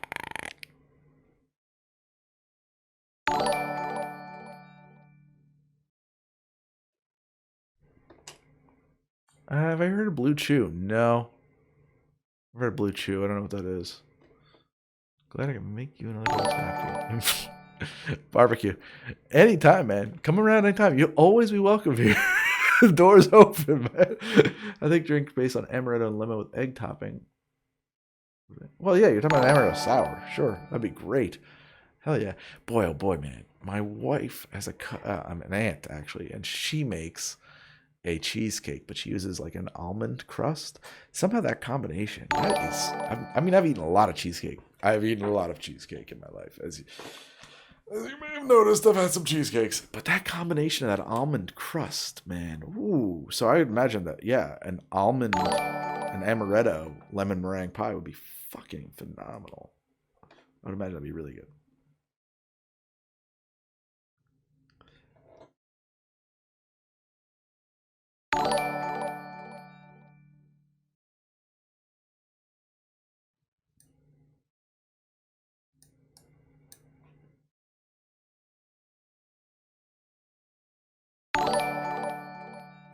Everybody is welcome to cap and clip the stream. I didn't think I had any controls over that, Mac Cheeses. I felt like that was like Twitch etiquette. Like it's just an open, isn't that how it works? I don't know.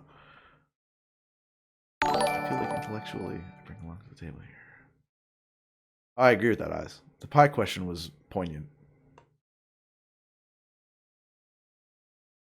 We talk cheesecake. Do want. Hell yeah, man. It's funny too, because she's not like the lady who makes this very good cheesecake is not the lady you would expect to make a very good cheesecake. She is not like a good cook. She's not like a cozy homemaker who's known for her amazing turkey roast or anything like that. She just makes a motherfucking banging cheesecake. Other than that, she orders takeout and has caterers come over.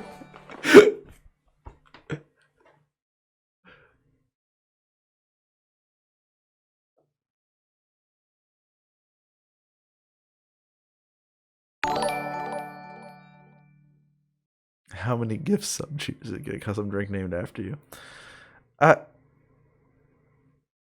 It's. I have to. I mean, if you want a real answer, I would. I mean, I can drink it. I can do it in Twitch. I can name a drink after you right here in Twitch. It happens. It happens randomly. I totally forget it. But there was somebody who suggested a drink in a stream weeks ago when I was making quarantinis, and it was so good we had to name it after him. It was fantastic. Well, mac and cheeses. You would go to where I'm at. You would go to a 24-hour diner and get a slice of cheesecake. Well, not these days, but normally.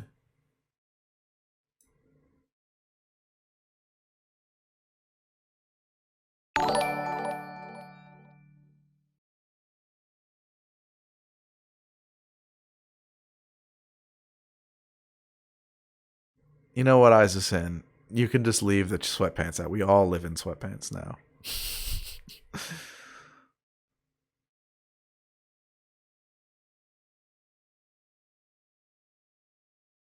Will I incorporate barbecue sauce into a drink? I don't think so, to be honest.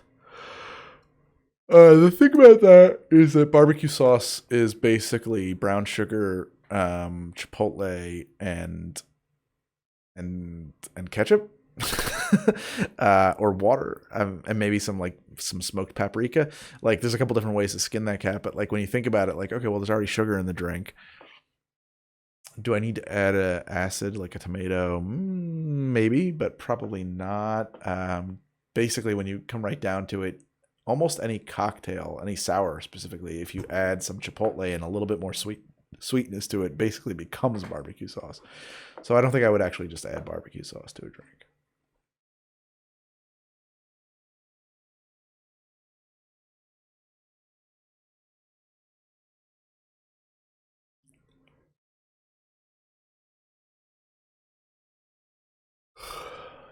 What is up with Barry? What is up?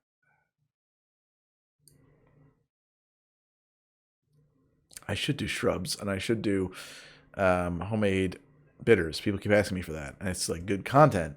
My problem is that like it's a lot of work, and also I kind of want to like shake this camera and just be like, why do you want to make your own bitters? There's so many bitters on the market.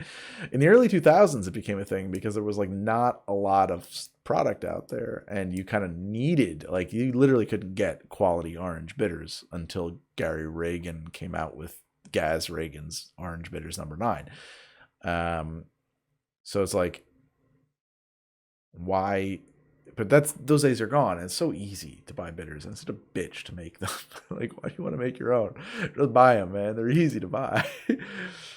I've done it. I don't. It's an unrewarding experience. I will do an episode or possibly a Twitch stream or a series on it. It's just like work. It's just work. It's not fun. Oh man, Gordon's breakfast does get close. That's a good cocktail. That's it. Mac and cheese. It's kind of like spiced rum. If you're going to add those flavors, you may as well decide what they're going to be. Yeah, I agree with that. I have to say, I really think that, like, you know what flavor, the flavor, like, everybody raises our Kraken, I finally tasted it on stream. You know what it reminds me of? Because it's the first time I ever had it. This is that soaking wet tobacco puck that they give you when you're underage and you go to the hookah bar because you can't drink. And you think that you're being cool by going to the hookah bar, and they give you this like soaking wet sugar tobacco to smoke. That's exactly, it tastes like the smell of that before you burn it. I'm kind of a hipster. Are you talking about me, Barry? I'm kind of a hipster. I'm pretty hip. I mean, I'm not hip, but like I'm real snobby. I am.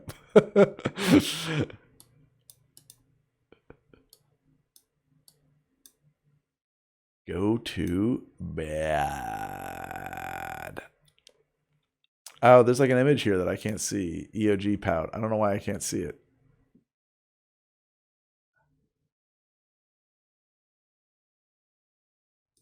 Yeah, don't defend me against the threat of being a hipster. I'm fine. I own it. I don't care. You call me a hipster or whatever you want. I don't give a shit. It really doesn't affect me. How many different types of bitters are out there exactly? How many different types of bitters? Broadly speaking, there are aromatic, citrus, and is there another kind? Like anisette, I think, are your three things. Yeah, aromatic, anise, and citrus are like your three families of bitters. But I mean, how many different? How you split that up is like kind of infinite, you know.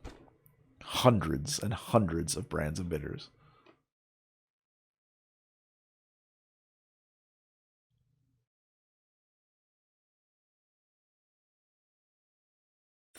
Yeah, but 10 years ago, I was a terrible hipster. The hipsters are cool kids. I was not cool. I was way uncool. But that's okay. Your bit donation is gone from the leaderboard? Why? What are you talking about? Oh, did Bill beat? No way, man. You put in 10,000 bits. I don't know how it works. I don't know how it works, BBQ, but I mean, you will not be forgotten. I just don't know how any of it works.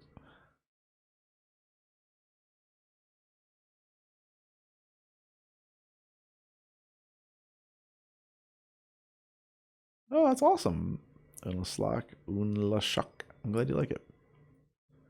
The Holy Trinity, yeah. You've got to have Peychaud's, Angot, and orange bitters. And I like Reagan's. And I think most people agree with me there. I mean, apparently a lot of people like Fee Brothers too. I don't know. I go with, I don't need to, like, honestly, like, Gaz Reagan made good bitters and they're fine, and it's just like, okay, that variable's solved. I don't really need to worry about it. Like, people ask me like, oh, dude, why do you like it better than this other one? I was like, I may not even know. I just I just picked it and it hasn't steered me wrong yet. So, like, I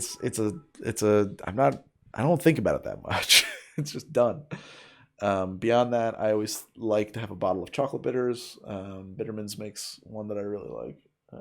And then I also like, Bitterman's also makes these El Macule bitters. I don't really use those on any specific cocktails. I just think they're awesome in club soda, or maybe with like a little orgeat and soda, to make sort of a tiki soda soft drink. I love it.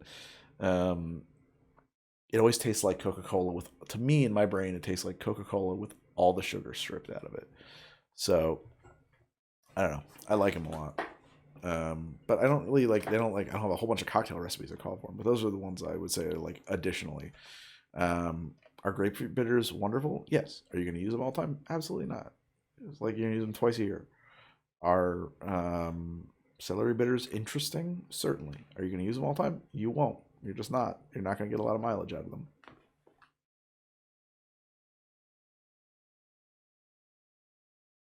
Lives in Jersey. Wears flannel. Streams online. Niche contact creator. Confirmed hipster.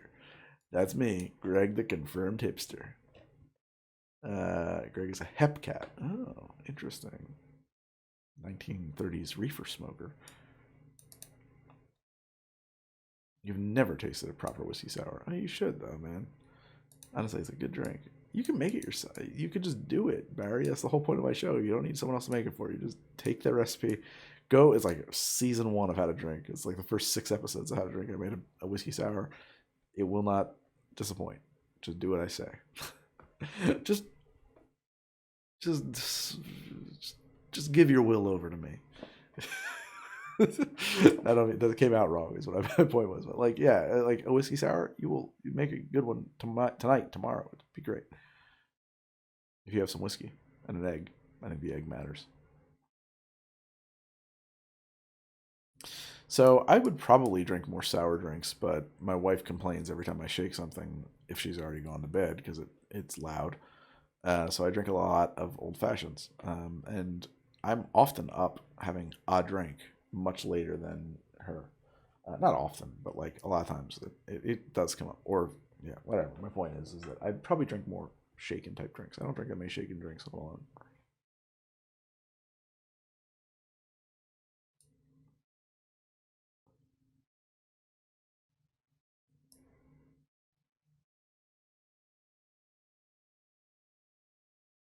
Natty ice and cheap vodka will get you drunk. That is true.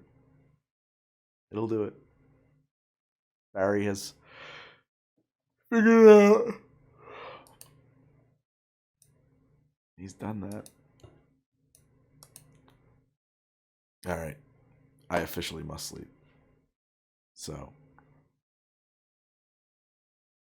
how many people just fall asleep on stream? It's got to happen. It must happen all the time. It's a coincidence. Mac and cheeses. It's a total coincidence. I mean, I don't think I've twitched in 2 weeks. I've been very absent from Twitch, which sucks. I really should be much more consistent. I am working on getting to a consistent place on Twitch. The one thing I will say, Barry,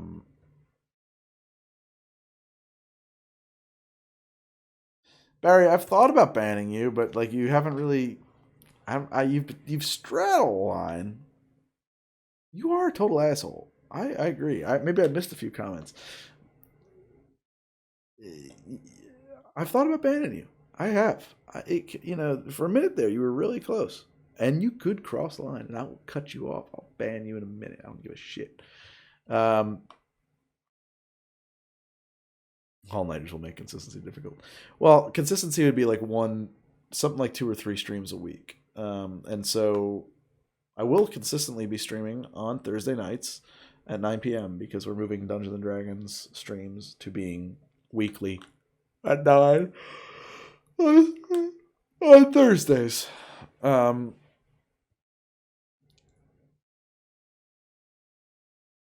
do need a mod who just shuts off my stream without notice. But then there'd be no goodbyes. I can G Fuel and get that strong.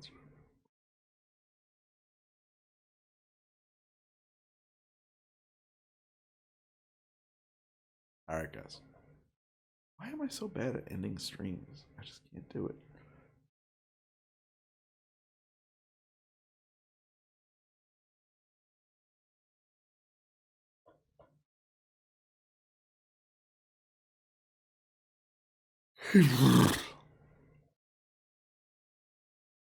Just cut the black like the Sopranos.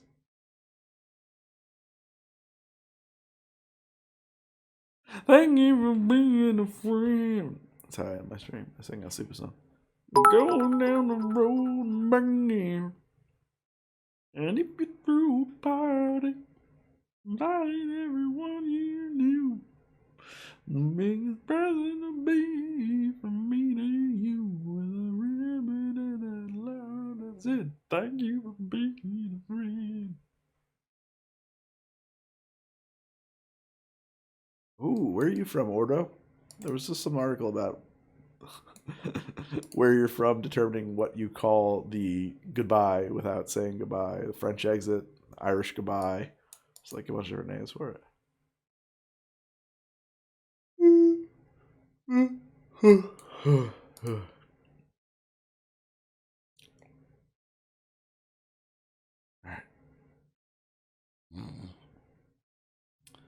I'm gonna go and attempt to sleep in a little bit. Knew how to drink today. I think there'll be a new episode today if Rachel gets me a cut that I can work with. Oh man, Raid Shadow Legends. Yeah, you know who just reached out? Raid has reached out to me like 300 times, and I just ignore their emails. Some VPN reached out to me, and they wanted me to do a thing, and I won't say who. And I said, look, I think we could probably work together. I have a friend who told me, oh man, these guys are like Raid. Like, if people see that you're working with them, they're going to hate you for working with them. And so I told them, they were like, here's our creative brief for, an integration for a 1-minute thing in a video. You just got to mention one of these use cases. And I came back and I said, well, all of your use cases are illegal. So here's the script I'm comfortable with. They decided that we didn't need to work together. So, I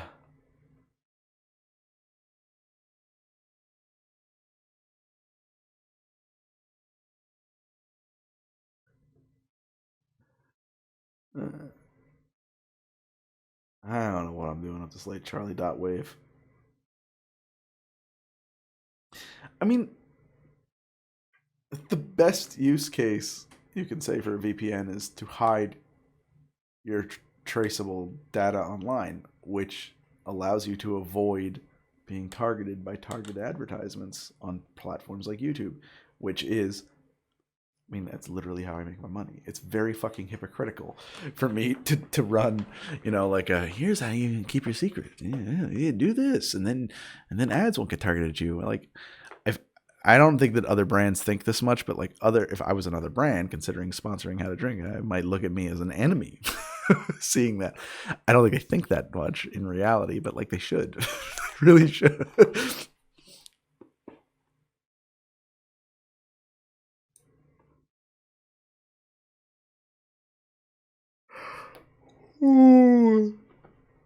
Jaeger and me were this close to doing a thing together. It just didn't happen. I'm sure it will at some point. I mean, we were really close. It just, honestly, it was happening, and then everybody went under quarantine, and it just changed everything. So Jaeger, and I'll work with Jaeger tomorrow if it happens, but not Dollar Shave Club, but another shavering company who wants to do something with me. We're gonna look at some stuff about that. You fucked it.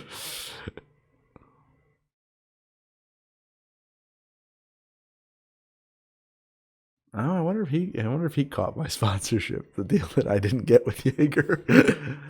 I'm not upset about it at all. Squarespace is always desperate. They're not desperate enough to call me. I don't get calls from Squarespace. Wix reached out. We're talking to Wix.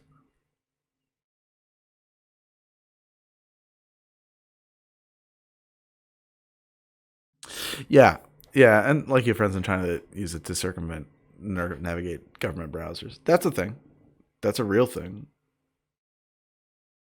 Go offline now before you fuck stuff. Why, you clipping him? You're going to talk to him? I'm not too worried about it, Barry. I don't feel like you've got the pull. I don't think you can do it for I don't think you can kill it for me.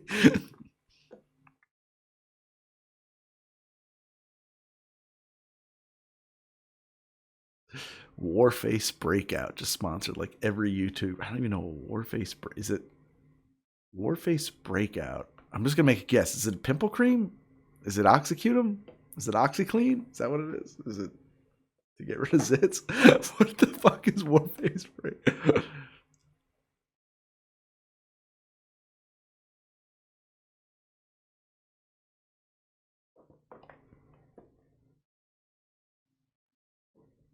Nah. There's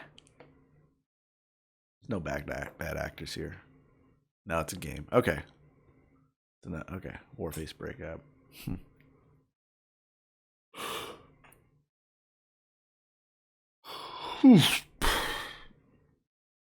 What are your thoughts on Rumpelmans? What is it?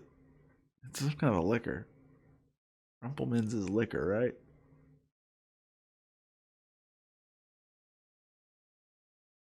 I don't use. I mean, I've been straight shaved, um, but I use a. The parts of my face that I shave, which are limited, they're from here down, and I get. This will extend up much higher than it appears to if I don't trim it. I shave with a double-edged safety razor.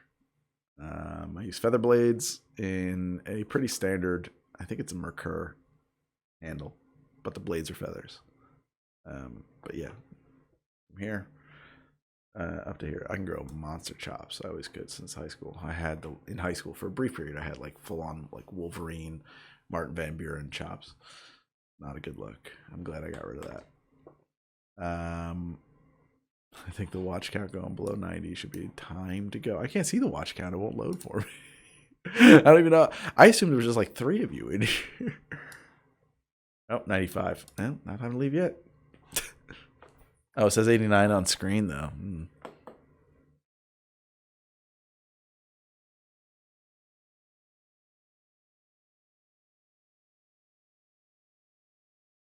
I never did the mutton stash. I think that would be grounds for divorce. I think my wife would leave me. I wouldn't blame her.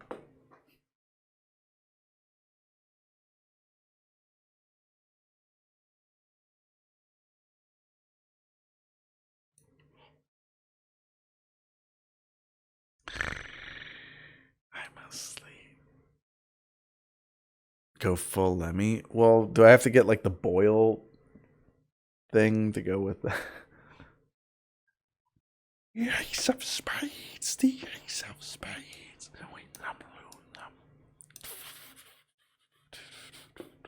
Victorian dandies with mutton chops are a weakness. Eyes of Sin, I have to tell you, you're in luck because there are not so many of those guys around. Victorian dandies with mutton chops. So weak as you may think yourself to be to their masculine wiles, I just don't see it coming up that often. I think you're safe.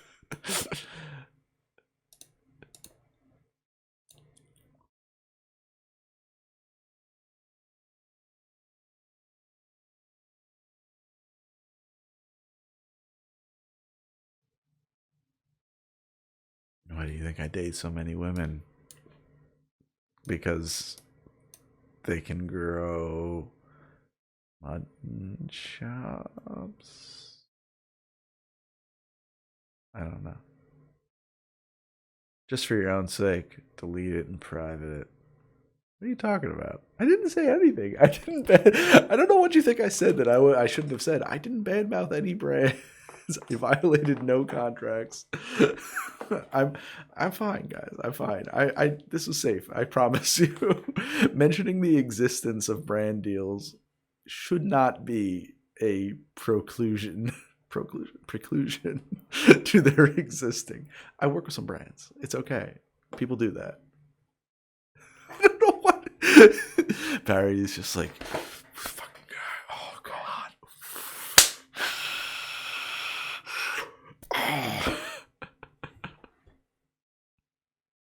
I'm not worried about it, man. I'm not really worried about it.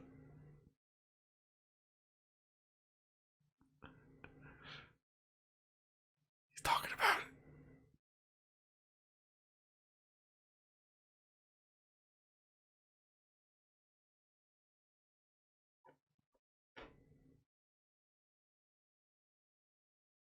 Greg, no, because an ideal man does not exist. Oh, cut me deep, eyes.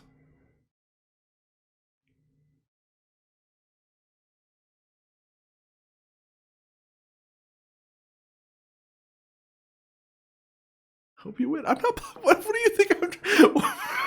I hope you win. I'm not. This. I don't know what you think I'm trying to win.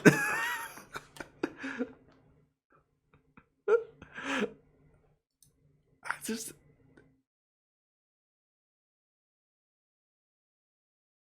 Oh, was he? Oh, I missed the Nashy stuff.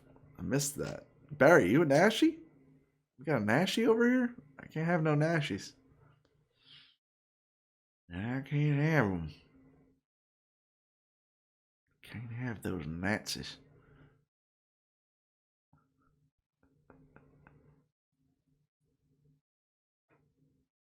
Trayland. Yeah, might have to check him out. I don't know how to do that. I physically don't know how to like scroll back through the chat or filter or something like that, and I certainly don't in my current condition. So, if you said some filthy nasty shit, I guess you're gonna get away with it today. It's your lucky day.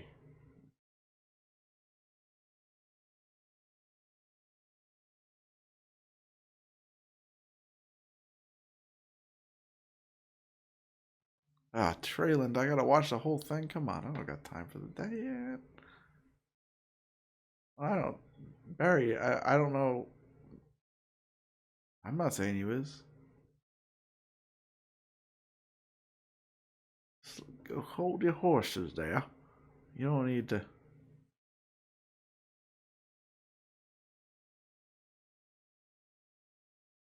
Uh, yeah, that was a weird question, but whatever.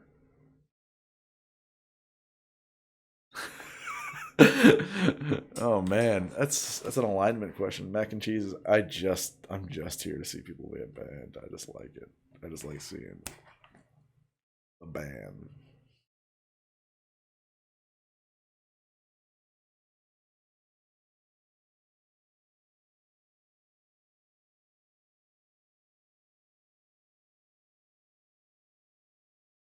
You are seeing as my friends.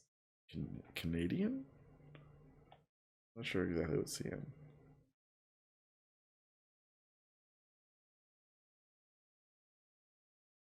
Oh, chaotic neutral. Fair enough. I don't. What is it? What is a chaotic neutral person? I really feel like those the alignments suck in Dungeons and Dragons. They should be selfish, altruistic. That's it.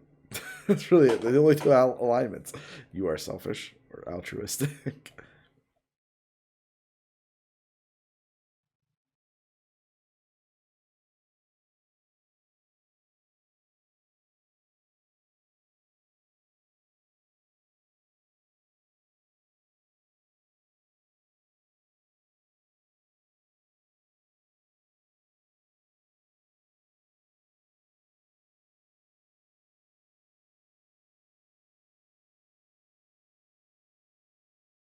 Don't forget chaotic lawful and lawful chaotic. I don't think those are real. Yeah, there's no chaotic lawful or lawful chaotic uh, alignment unless it's like some expanded alignment. That's definitely not a core alignment.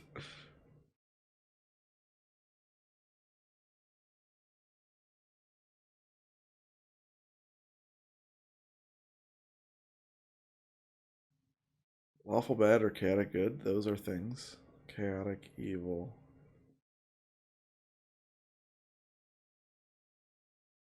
Just here to talk about pie.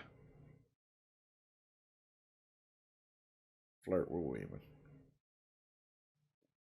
women. I like that's an afterthought. Just imagining sitting at like a bar or something like that. Some shit going down. I'm just here to talk about pie, guys. And flirt with him.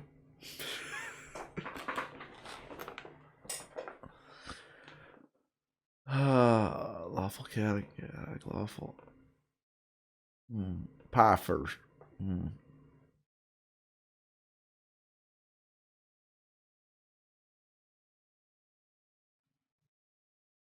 Oh, eyes. Look at you, lucky lady. Orto? I'm not gonna lie, Ordo. Ordo will. Celeste Wolf. Yes, I buy that. That's a lady's name. I'm not saying that you're not a lady. I'm saying that your handle does nothing to betray the fact that you must be a lady. Orto will. Ordo will. Ordo will. Yeah.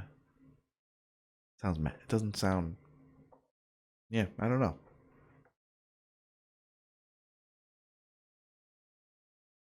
I'm gonna send the birds chirp out my window.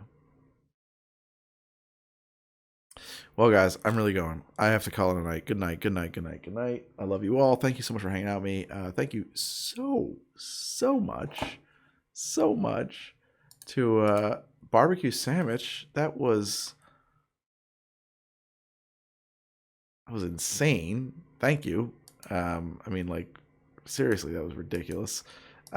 D&D and me, we will all be back next Thursday at 9 p.m. Eastern time. So I hope you will join in.